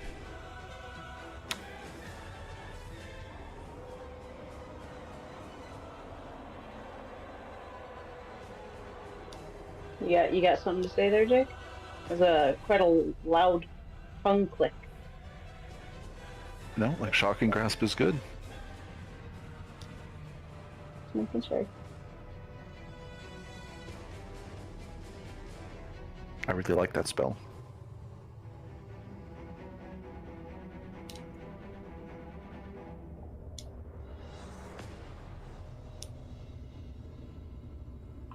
All right, and he rolls a hit with a 23, dealing another 9 points of lightning damage. and the troll perishes. I could have taken.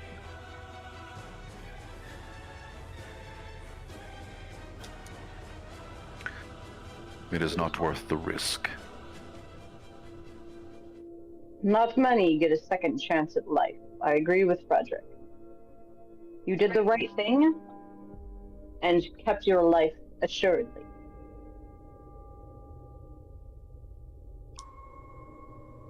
I suppose. Sometimes the best way to win a war is simply surviving it, or at least a battle. I say we keep going. Yeah, she said that while walking. No other way to go but forward. All right. You move to a new area, this unused chamber, which looks empty. There are some plinths, platforms, where you suspect trophies may be displayed, but you do not see any in here. I wonder if this is where he imagined putting my frozen body. He said he wanted to do something special. I can't blame him. I am quite remarkable. She says it with a very mischievous-like grin. Fred is going to rap on his Rhythm Maker's drum real quick and use its ability to get himself a bardic inspiration back. Okay. Because I did not realize I was out until that fight.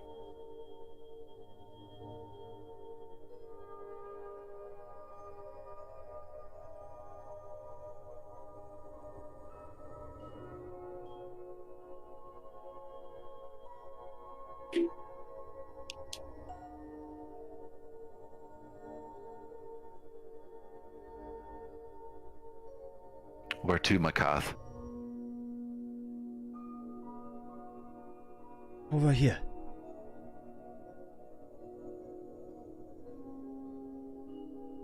Squeegee's got the sass in chat today, and I'm here for it.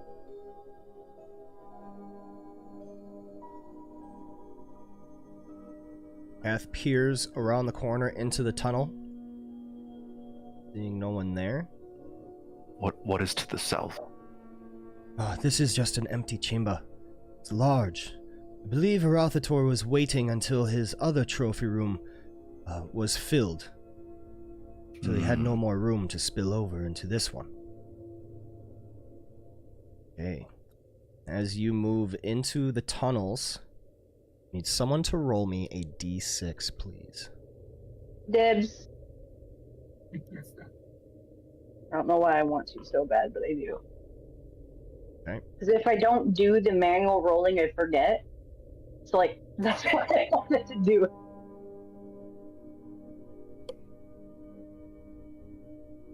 Okay. Let us move.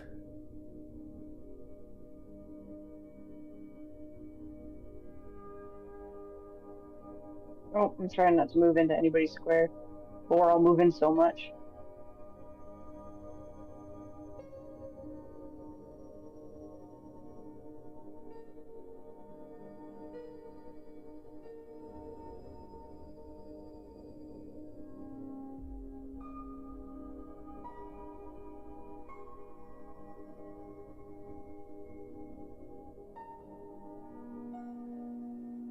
Freddy would be trying to move quietly through this. Okay. Yreva doesn't. So, I would say the same thing. Yreva's boots don't make any sound when she moves. Otherwise, she would be focusing on it. Yeah, Maccath will roll a stealth along with, the rest. Yreva, go ahead and make stealth with advantage, just for... Yeah, I was stealth. gonna say, like, just so she doesn't bump into something, or... I'm still exhausted, so I make it with disadvantage. That's not bad for disadvantage. Yep. Yeah, Pretty dude. good. Could have been a lot worse. Better than any of my rolls last session. Oh yeah, your dice hate it. Serious nomad. So Yreva has dark vision. Oh no, never mind. That's the grayscale. I was just say, but it's not lighting up for her vision thing. But never mind. Yeah, because I it's think- black and white out. Yep. They did a good job with it in this. Yeah, I'm actually quite impressed. Mm-hmm. Hey. I recognize this tunnel. Oh, that is where you see the ice toads. Yreva just goes, I think I know where we are. There's those toad things. Kind of shudders. All right, everybody, please. One person, please roll me a d6. I did the last one. You boys can fight over it. I got You it. can, yeah. Was it again? Roll and 1d6? / roll space d6.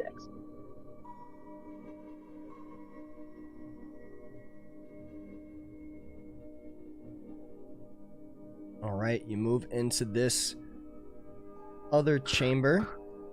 I believe this is the quickest way, and Freddy will point to the east. Yreva will say, be careful. There are ice trolls up here, and there's a sick villager down this way, if I remember correctly. If we go up those stairs, that leads to the main tent, where the chieftain lives.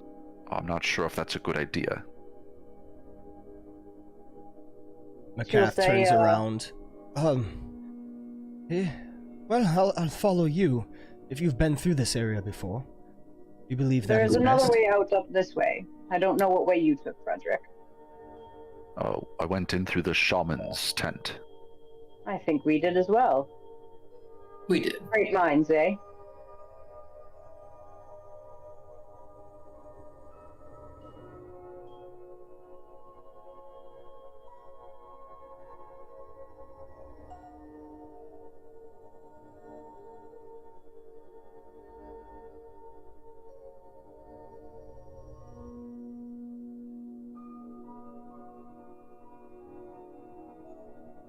Ooh.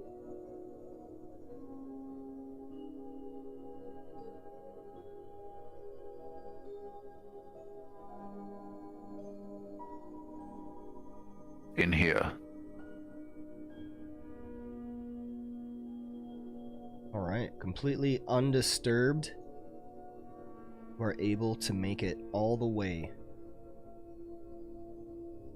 It's far chamber beneath the shaman tent. Do you go up? Yeah. I think Why so. Why Okay. am I upside down?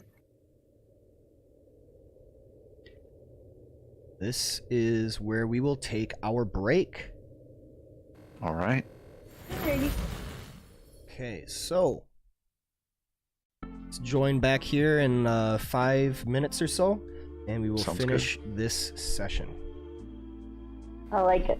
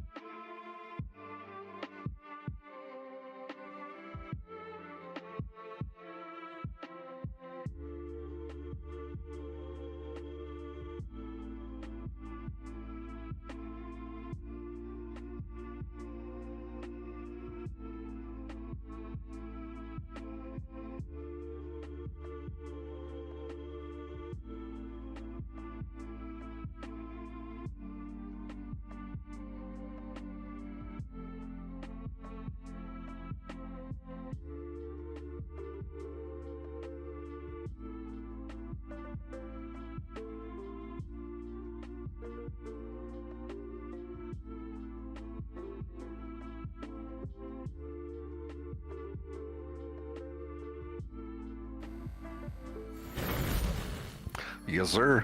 All right, excellent. Yep. So, let's get right back into it.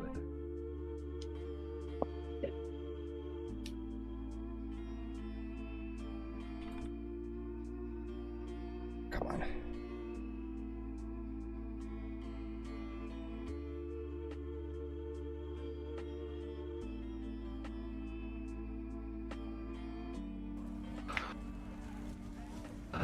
Oh, I suppose we don't get experience for almost killing a dragon. Nope. Do get it from that troll, though. I just forgot that we or just remembered that we were doing XP instead of milestone now. Alright, so an ice troll is 3,900 experience. So 975 for each of you.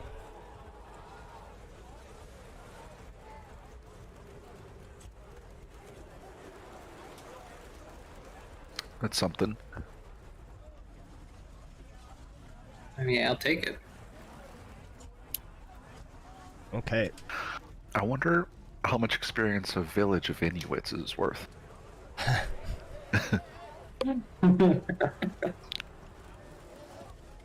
Also, I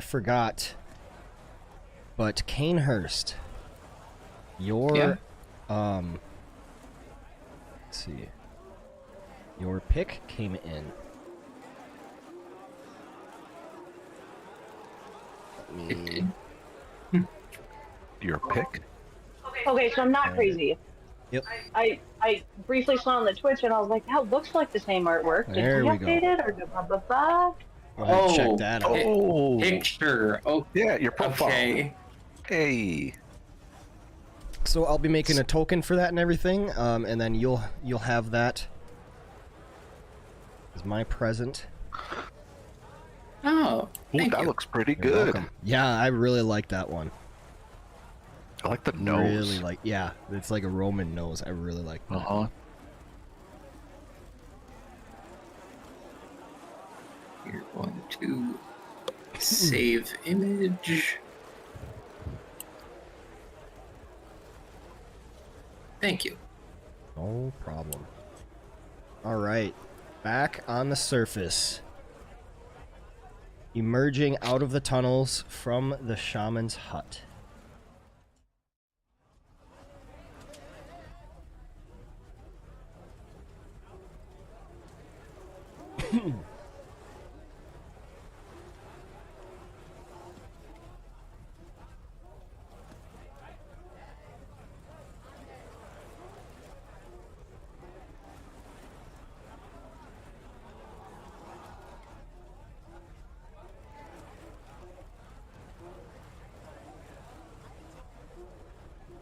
All right, what do you guys do? Is Maccath still with us? Yes. Okay.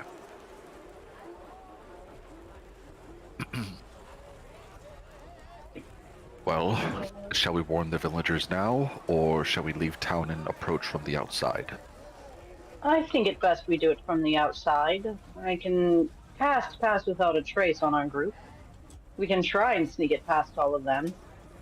Well, I believe the wall to the outside is right here, and Freddy points south. Let's try to climb over. We can do that as well.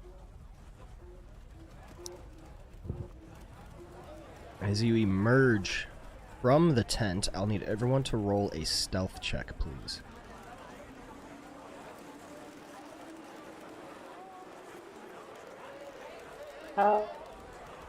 Is it for noise? Everything, trying not to be noticed or seen. Okay. Because I get advantage on noise checks, but if it's just regular, then I'll just go for regular. I thought the boosters gave you advantage on all stealth checks. Dexterity stealth that relies on noise. Okay. I'll triple check. Yeah, checks that rely on moving silent. Hmm. Okay, so we got 21 for Tago, 20 for Freddy, 10 for Maccath, 11 for Cainhurst, and 22 for Yreva. I win. 16 I say bringing up the group average. I win. Ah. All right, you are able to make your way to the edge of the village unnoticed. As you look back, the ice hunters seem to be kind of in a state of disarray, many of them congregating around the central meeting hall hut. I think we would make our way around the outskirts of the village towards the entrance that we came in before. Okay. On the bottom left-hand side of the map.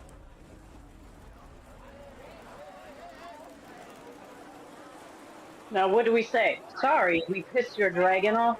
Get out of here. I suppose we're trying to move silently. She wouldn't say that. Never mind. Once we're on the other side of the fence, or the wall, she would say that. Hey, we saw your dragon flying away.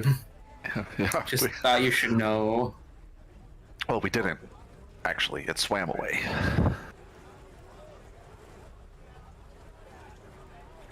Or do we say, the beast is gone, leave now before he returns?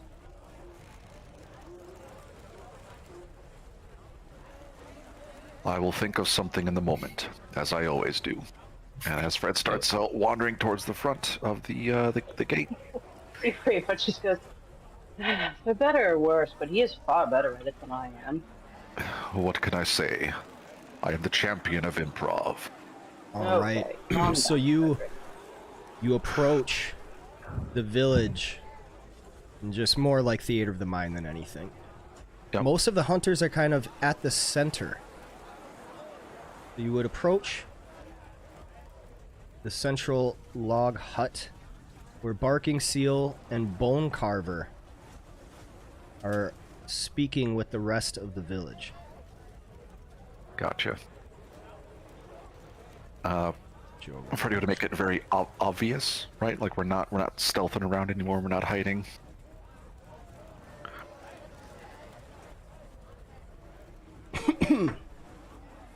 At your approach, Barking Seal steps forward. Many of the warriors kind of looking with their hands on their weapons, but not outright kind of coming at you. They're kind of like waiting. They don't know what to do or what to think right now. Barking Seal speaks up. You! Outsiders! What happened below? We heard the shouts of Arauthator. A great battle shook our land, and we saw What him makes you think it was emerge us? from the water to fly out to the west. Arauthator was beaten by the likes of us. We drove her from her nest. Your Why do you keep people... calling her? Sorry, I keep thinking it's a her in my mind. Drove him from his nest. For the time being, your people are free. You are no longer under her yoke. You may do as you wish. But alas, she will return. And unfortunately, Dude, we just fixed it. he will return. And unfortunately, we cannot remain. We are here to give you a warning. And an offering. You may leave with us if you wish. There is a silence broken by some whispering and muttering from many of the ice hunters, speaking to each other, turning to their families.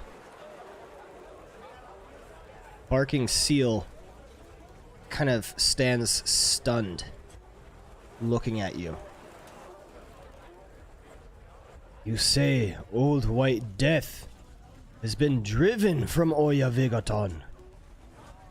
That is correct. He looks to Bone Carver. Only temporarily. And the wizened old shaman woman takes a few steps forward, looking between each of you. You have done the ice hunters a great service. Never did I think I would live to see the day that we are delivered from under Arauthator's cruel gaze. I must apologize. I did not gauge your might appropriate. We should not have driven you off. We should have embraced you into our village. Thank you for doing this. My great chieftain, we must gather all of our young and our families and be gone from this place as fast as we can. Old White Death has been driven off, and as he licks his wounds, we will sneak away under the guise of night. And at this, all of the ice hunters kind of exclaim in joy as they finally have won out from what seems to be a generation of iron grip and ruled by fear of Arauthator's wrath. I appreciate your apology, but it is not needed. A simple misunderstanding, that's all. Yreva just, eh. But I am glad that we are now finally seeing each other eye to eye. Please, take care of your people.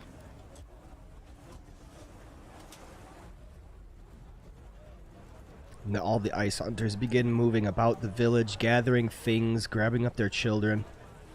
Barking Seal steps forward.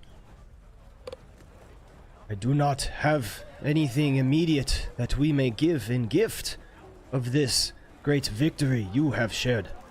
But rest assured, word of your tale will spread among the sea of moving ice, and me and my own will always have a place for you at our mead hall. Tales of your coming will be shared from generation to generation.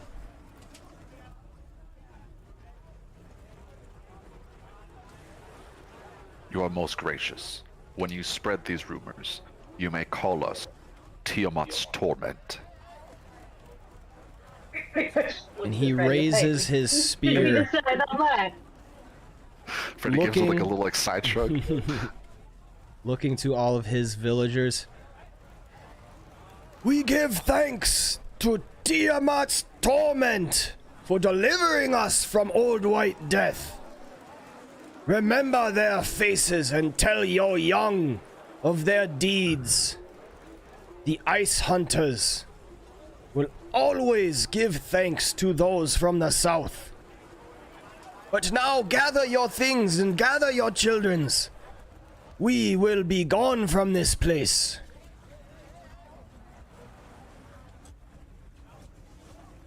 As will we, until we meet again. Fare thee well.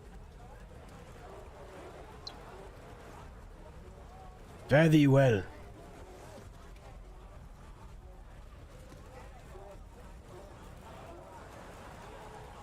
Alright, and unless anyone has anything else to say, Fred would turn and start walking out of the village. Alright.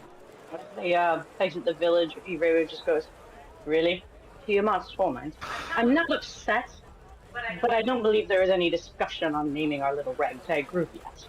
Well, I had to think of something. They can't just call us Random Adventurers number 4. I forget. You are at heart a bard. A story must be made of things. Well, what do we think of the name?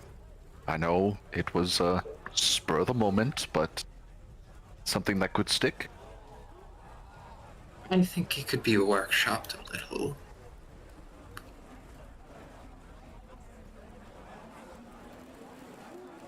Freddy, we both know I don't actually care. As long as Tiamat is stopped or brought to the end of her life, you can call me Oogie Boogie. Oh, I will. If you do not take the name, I think I may start beginning to call myself that. You can be Oogie Boogie all you want, Thago. I'll think of something else. No, not Oogie Boogie. I believe you, Dad. Tiamat's torment. It has a certain ring to it, doesn't it, Taco? It does. I like it.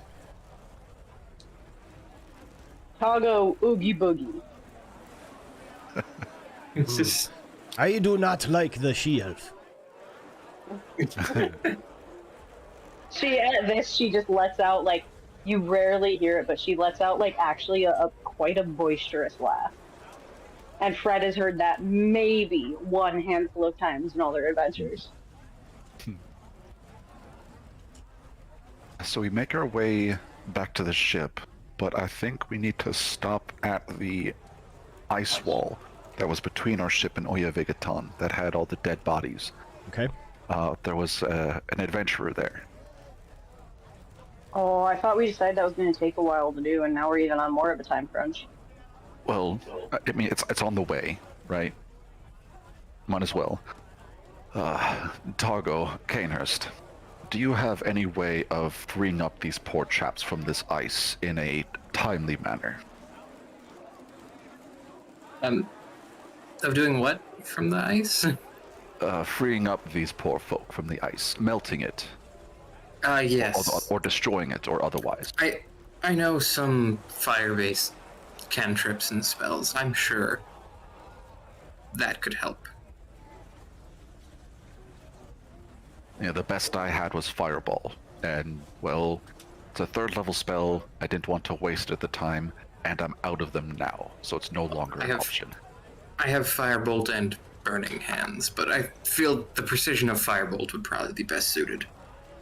What about you, Toggle? Maccath speaks up. Let me take care of this. And she steps in front, rolls up her sleeves, and extends her hands as flames fan out from her hands, melting the ice. Definitely takes a while, but she seems to be powerful in the arts of flame magic. I see why they call you the Crimson. Yes, that is one. After a little bit of time, the adventurer is removed from his icy prison.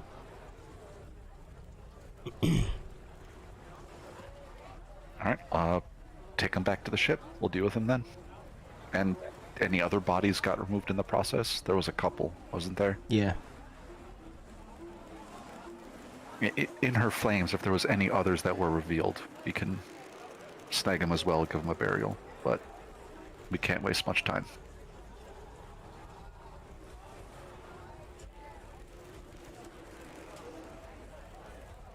Okay. So, you move back to the Frost Skimmer with Maccath in tow. Many of the Frost Skimmer crew kind of like exclaiming at your return and everything, happy, saying how they were worried at the sounds that they heard, but they saw Arauthator fly off to the west. As you continue on, beginning your adventure moving down south, back to Waterdeep to report on what has happened, many of you, as well as the crew, swear that they see a shadow flying near them in the far distance, but Arauthator never shows up again. And along the way, you speak with Maccath the Crimson about the Draakhorn. And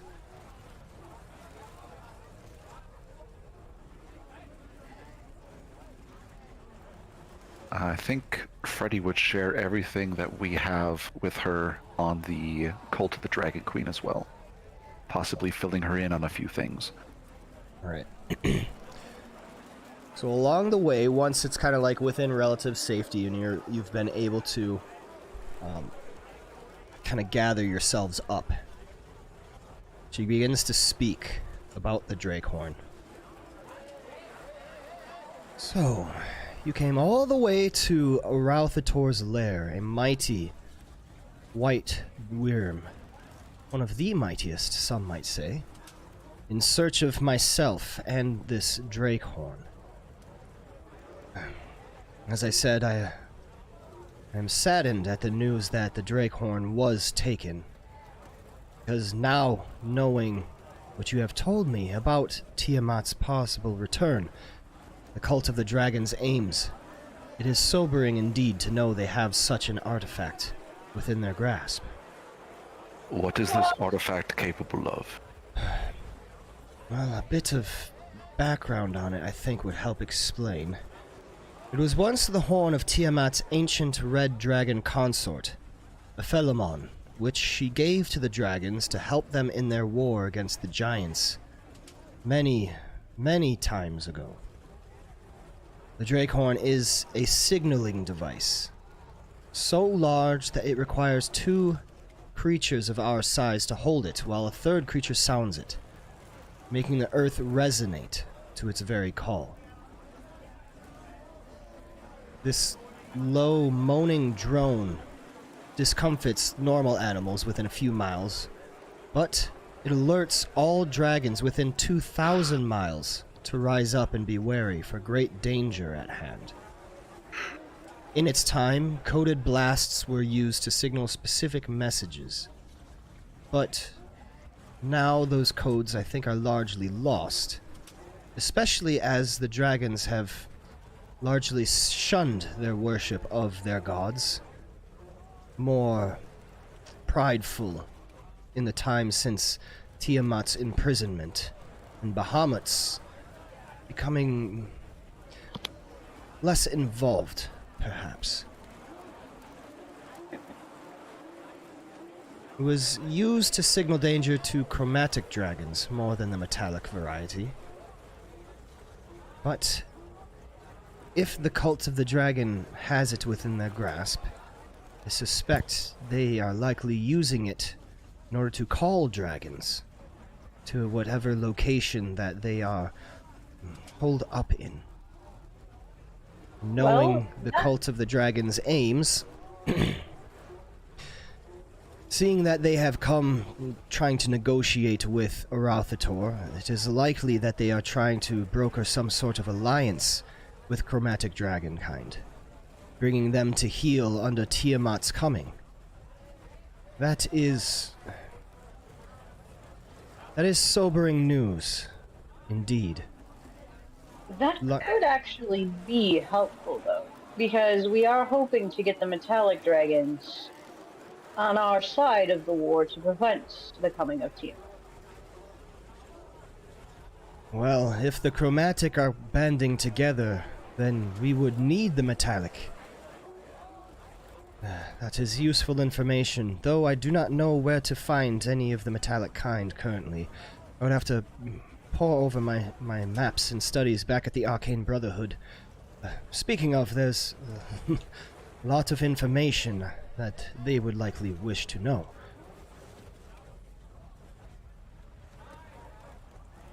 Arauthator himself was keeping me for his own ends. His mate... I remember... Yeah, she's got a wicked name.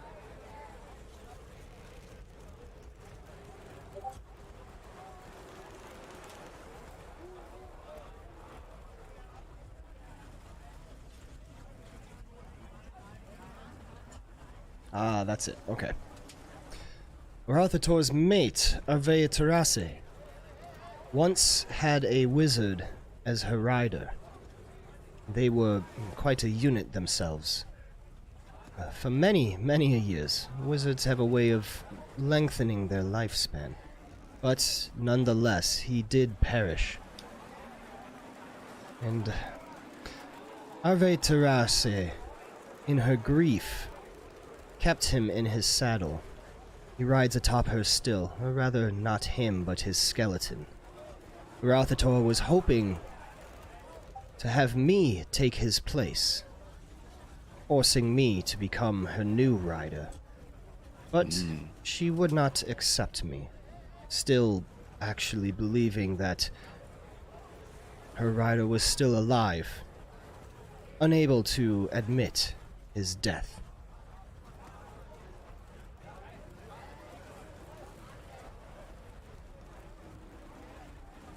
Yreva looks like slightly shocked. She's just, I was not aware dragons of that caliber could form such tight bonds with mortals.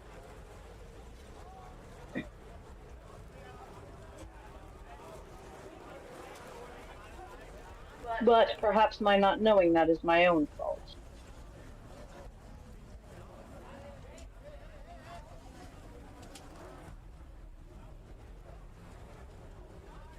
Well, it is not entirely common.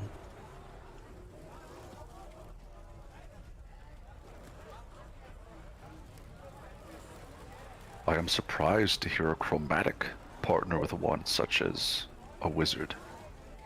Unless their goals were equally aligned, perhaps he wasn't the best of sorts.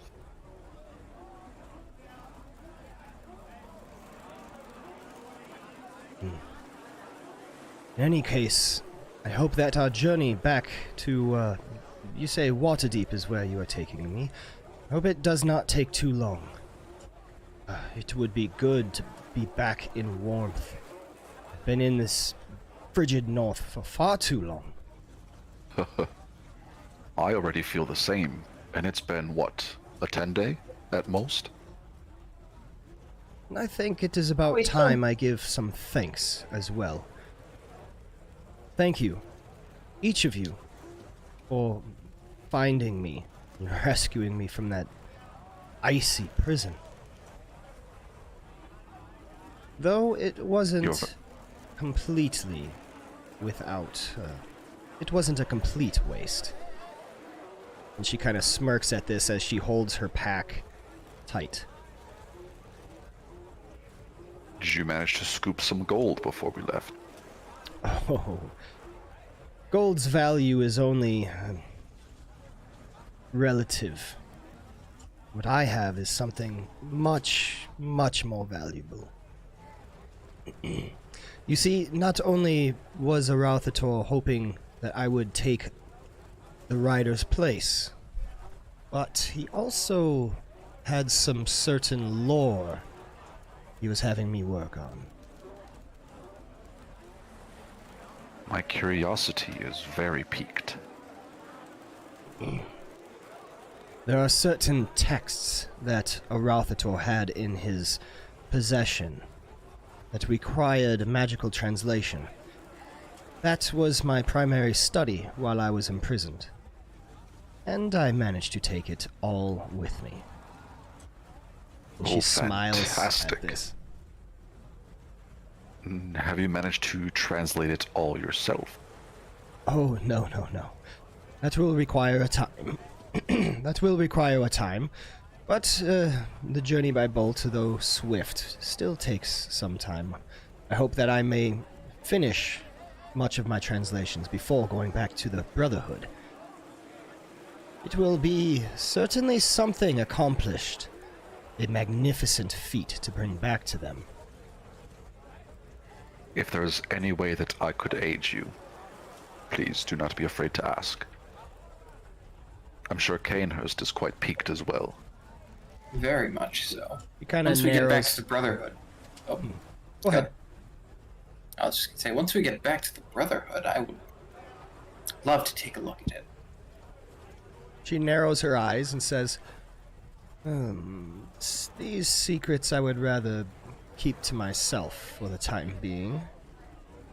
Once they are common knowledge, things have a way of getting away from one. Do as you see fit. Yreva will kind of nudge Freddy, like elbow him and say, should we not tell her about the map? And she'll say it quietly. The what? I don't understand you. The mask. The mask that we have. Oh yeah, the Yeah. dragon mask. I'm thinking. Yreva's learned to ask Freddy before she just opens her mouth. Speaking of the cult of the dragon, in the spirit of mutual cooperation, you mentioned that Verum the White was wearing a white mask of sorts. Yes, a white mask of the dragon, the white dragon variety. Quite a artifact. Supremely magical. It is. We have one in our possession as well. Oh, that's so. We believe that these masks are one of the keys to raising Tiamat. And, well, one of our overarching goals is to keep them out of the Cult of the Dragon's hands. So this Verum is very important to us. I'm sure we'll encounter him at some point along our road. I eagerly await taking the mask from him. Her eyes kind of glint with almost a mischievous interest. Well. Perhaps if I were able to take a look at that mask, discover some of its properties and significance, I'll share some of my knowledge with you. Can Yreva do an insight on her saying that? Yes. To see if there's any, yeah, okay. I was just thinking the same thing. Freddy would like one as well. Oh, I forgot to do it I'm hidden. going to use my other Twitch advantage.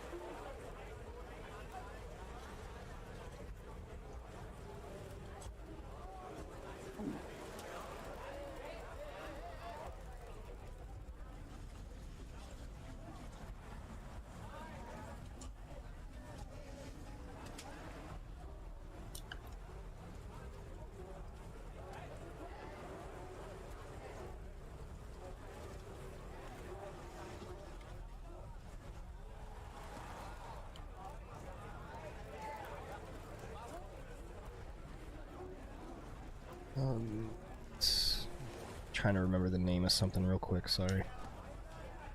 No worries. Take your time.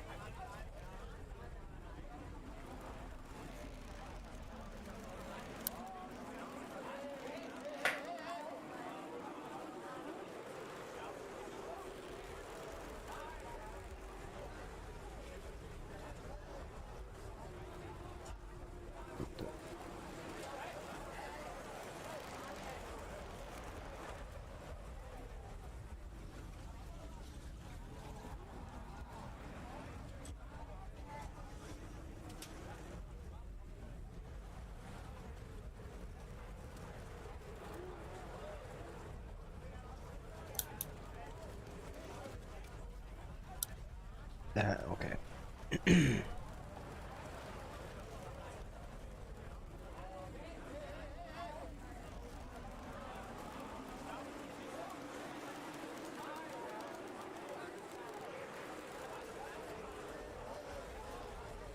So, Yreva, you get a 22. Freddy rolls an 8. Freddy, she's kind of hard to read, but Yreva, you sense the intent of honesty here. She is like a merchant. She's okay with exchanging. So, you definitely sense that, you know, she wants to see this mask to see if there's anything useful that she can get from it. Not intending to take it, but, like, learn anything useful. And then, she definitely intends to share some magical knowledge. As tempting of an offer as this is, we were charged personally by the Council of Waterdeep with the safety of this mask. Yreva puts her hand on Freddy's, like, forearm. If we are to trust her and lean on her for her information, and we can do something to help, we can all be in the same area, but we cannot expect help from her if we are not able to give it. Trust is a two-way street. I believe you taught me that, Frederick. It is. It is. Would you be amenable to direct supervision, Maccath? Not out of mistrust for you, but out of the severity of the charge we were given. Oh, certainly, of course. Watch all you like. Very well. I think Yreva has the mask. I don't think we actually let me check the item inventory real quick.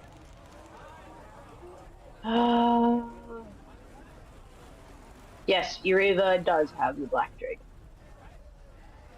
I had to check because it is not in my inventory. Would we have taken a short rest by this point? Being on the boat? Yeah, chilling? we'll say you got a long rest. This is far enough that you could get a long rest. Okay.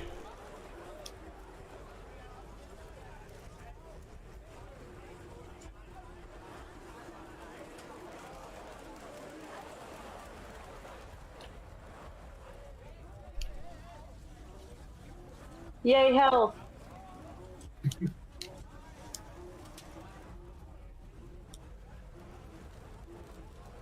All right. So do you let her do you let her study it? There's Yeah, the Yreva. rest button. Okay. Yreva would. I was just wondering if, not necessarily today, but someday soon we could fix inventory. There's that there's those buttons at the top right. Oh, there it is. Yep. All right. So she spends some time studying over it, and it actually takes a long time. It takes some hours as she kind of like holds her hands over it, eyes closed, like meditating, saying certain incantations, whatever. And after a time, she stops. Oh, this is certainly something.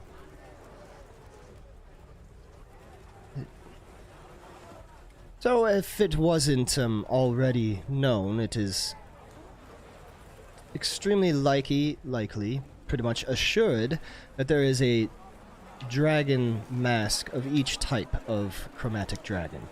So we know there's the white, we know this, the black, and likely there is the red, the green, and the blue. But there's something saying that this mask is incomplete, I guess?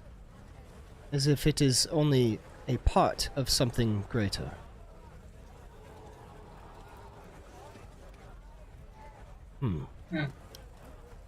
As to what exactly that means, I'm not entirely sure.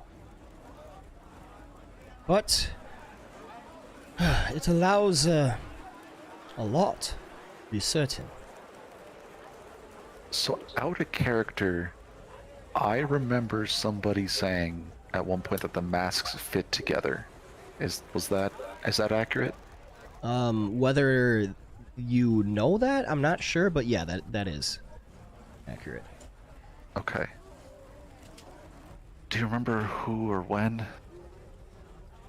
No, that was a year ago. That was a while ago.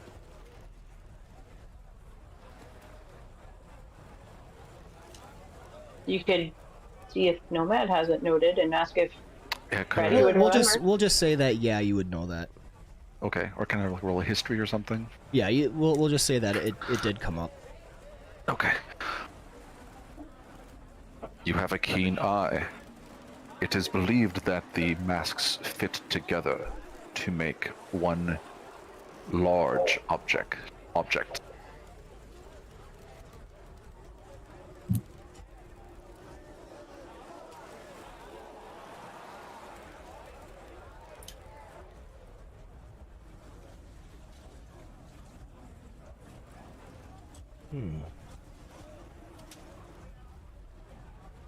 Well, such a mask would undoubtedly hold great power.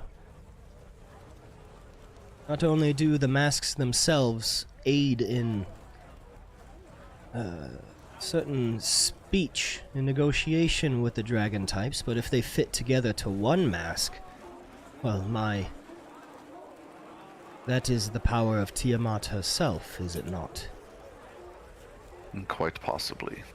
And it is something to be avoided. Hence why we are trying to keep them from the cult of the Dragon Queen. That would be good. If If even the one cult- mask is missing from their plans, it can deter them greatly. Or at least Yes.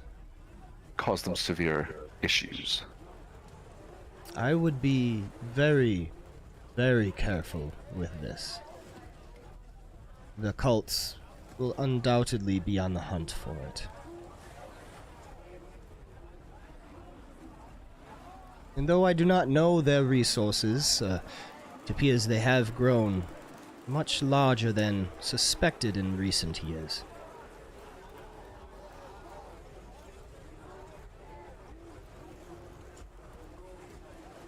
Again, you are correct. They are no force to be trifled. We fought them ourselves on numerous occasions, and, well, there have been several very close scrapes. Anyways, you say the cult is attempting to raise Tiamat from Avernus. That would be quite a feat. I suspect they...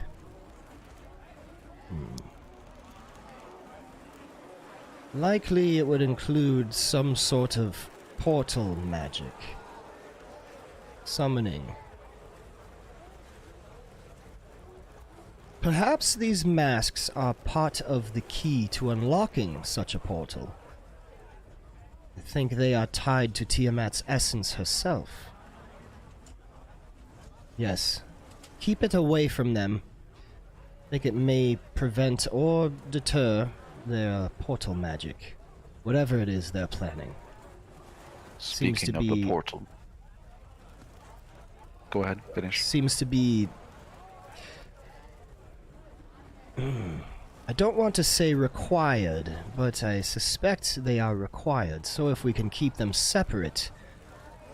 Well, no Tiamat.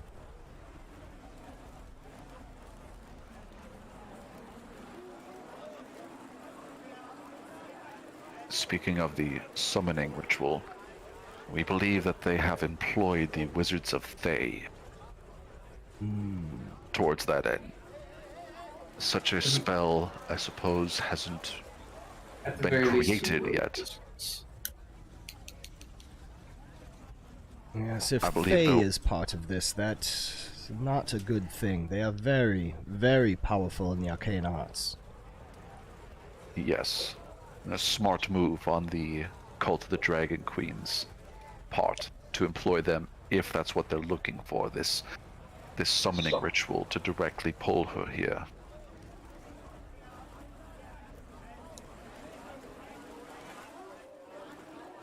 Well, this seems to be all I can gather in the current time. Don't know if there's any more to be learned, but yes, keep it safe. As for the magical secrets that I know, Arauthator has certain texts that were once in his possession regarding the Draco Rage Mythal. Do you know of it? I haven't heard of it. Gonna make a check for it? Yeah, say, can we roll on it? Proficient Arcana check. Then no, Yreva can't. Should I roll too? Anyone you that is proficient? anyone that's able to can. Okay, I'm not. Do I have a Twitch advantage? Yes. I want to burn it on this. Okay. Oh wait, I don't have to roll. I don't have to roll with disadvantage anymore.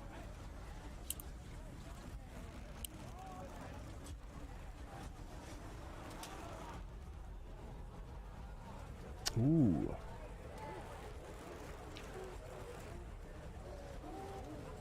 Don't let her fool you. She got dinner. Are you rolling, Freddy? I did. I got a 13. Oh, I didn't see it. Yreva is not rolling. All right. Freddy, you are not versed in this. You know a mythal is a very, very powerful magical thing. Kind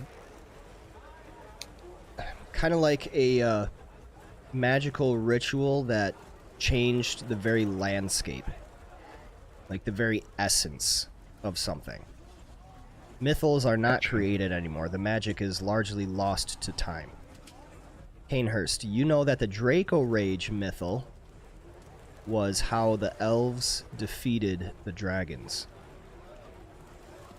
In ancient times, as the dragons and giants warred across the lands, moving on to the elven nations, becoming a preeminent nation. The elves fought against the dragons. The elves were powerful in their magics, able to make and create mythals. As the war raged on,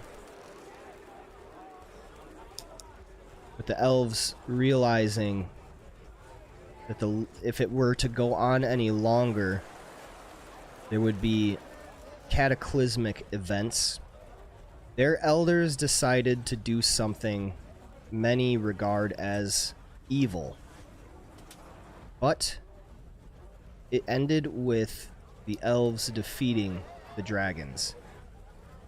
And now, as you know it, dragons are largely solitary creatures, living in their own lairs, which they have supreme control over, and fending off any other dragon kind that may come near. But why is that? It is largely because of the Draco Rage mythal.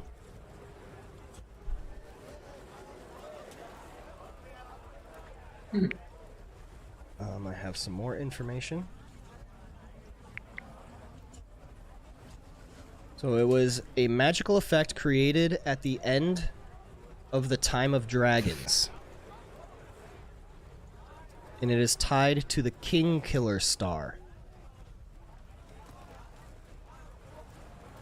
Right?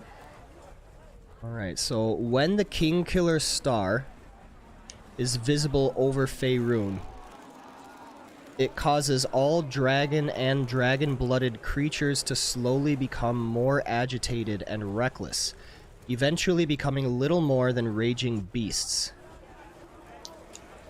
No, so trolls. Turns everything into trolls. So it causes the rage of dragons. Yay, dragon trolls. So when they turn to this dragon rage, they become feral and savage, destroying everything in sight, including each other.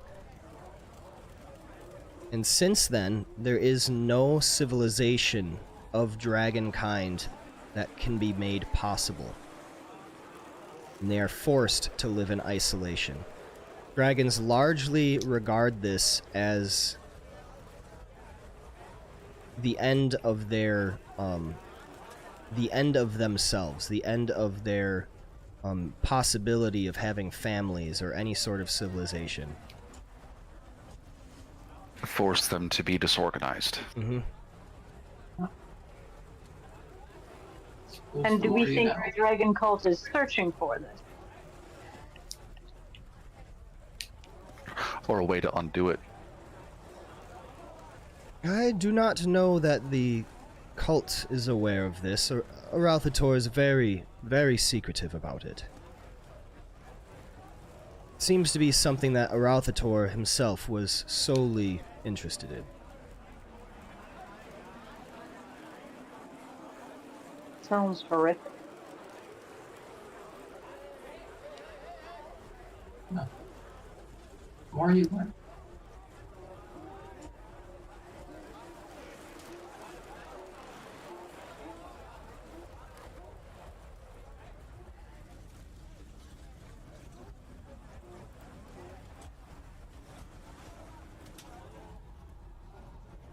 All right. This seems to be a good time to end our session. No. This is. Right, thank you all of you for tuning in. Again, I do apologize for being late, but we played a little bit over and we got our full time. You have successfully completed the first adventure in the Rise of Tiamat campaign. You have moved to the Sea of Ice, and you have defeated Arauthator. Sadly, you did not slay him, but he has been defeated and driven off from Oyavigaton. And we will return next time as you re-enter Waterdeep to see what else may be required of these heroes. I look forward to it. Thank you so much for being here. Hope you had a good time, and I will see you next. Quick question. Yeah. These scrolls that we plucked from the cavern, will we figure out what those are next time? Yeah, I can tell you now, and then I'll drop it in the Discord. So, Maccath herself provides a ring of cold resistance and 2 arrows of dragon slaying. The scrolls. Yreva drools. The scrolls, there is a spell scroll of gaseous form, haste, protection from energy, water breathing, Evard's black tentacles, fire shield, wall of fire, hold monster, chain lightning, and disintegrate. Damn. Also, quick question. Is there a way for us to just, so you don't have to do it for everyone, manually add stuff to our inventory? Because I know I had walloping arrows and a bunch of other stuff that aren't there. Yeah, I would have to give you ownership of something. Okay, I don't want to worry about it today. I don't also want to put that all into plate, but I know there's a lot of stuff missing. Yeah. The D&D Beyond thing updated again too, so I think, because I know I put stuff in your inventory, so it's missing again. So I'll have to figure that out. All right. Okay. But I will see you all next time. Bye. Fantastic. Bye. Take care. All right. Very good. Very good. Let us move on. Thank you to all of you out there who tuned in to watch as our latest tale of the Rise of Tiamat came to a close. The Sea of Moving Ice, the first chapter in the Rise of Tiamat, has been finished, and they successfully defeated Arauthator, Old White Death. Though they were not able to slay him, he did get away. So unfortunately, you know, that's not a dead dragon, but they got all that they needed, and they found out some more information about the Draakhorn and Maccath of the Crimson, as well as learning a little bit about the Draco Rage, which hopefully helps them a little bit, because it's definitely possible in their negotiations with the Metallic Dragons to come later that they have some information, thanks to Maccath of the Crimson. But this was the latest installment of the Rise of Tiamat adventure, brought to you by myself, tNomad, and the Tavern League. We play on Wednesdays starting at noon, so tune in on Wednesdays at that time, noon Central Standard, to watch as we continue this adventure through the Rise of Tiamat. Excuse me. I also run Descent into Avernus on Wednesdays, every other Wednesday permitting. I am running later tonight, this evening. Make sure to tune in at 6 p.m. Central Standard Time for that. Through Descent into Avernus. I also run 2 other campaigns on Sundays. I run every Sunday at 9 a.m. Central Standard Time, but we flip-flop. So if I run Curse of Strahd, I run Tomb of Annihilation the next. So those campaigns are every Sunday, Curse of Strahd, then Tomb of Annihilation, then Curse of Strahd, then Tomb of Annihilation. Make sure to mark your calendars with those times, and make sure to tune in and say hi. I love having new players. Watch the YouTube, check me out on Twitter and everything like that. I got all those different socials. Say hi, join the Discord. Love to have you around. But for now, our adventurers are beginning to file out of the tavern, and the final call is sounded. So go ahead and tip your mugs back with whatever it is you're drinking. Thank you so much for being here with us. This has been the Tavern League.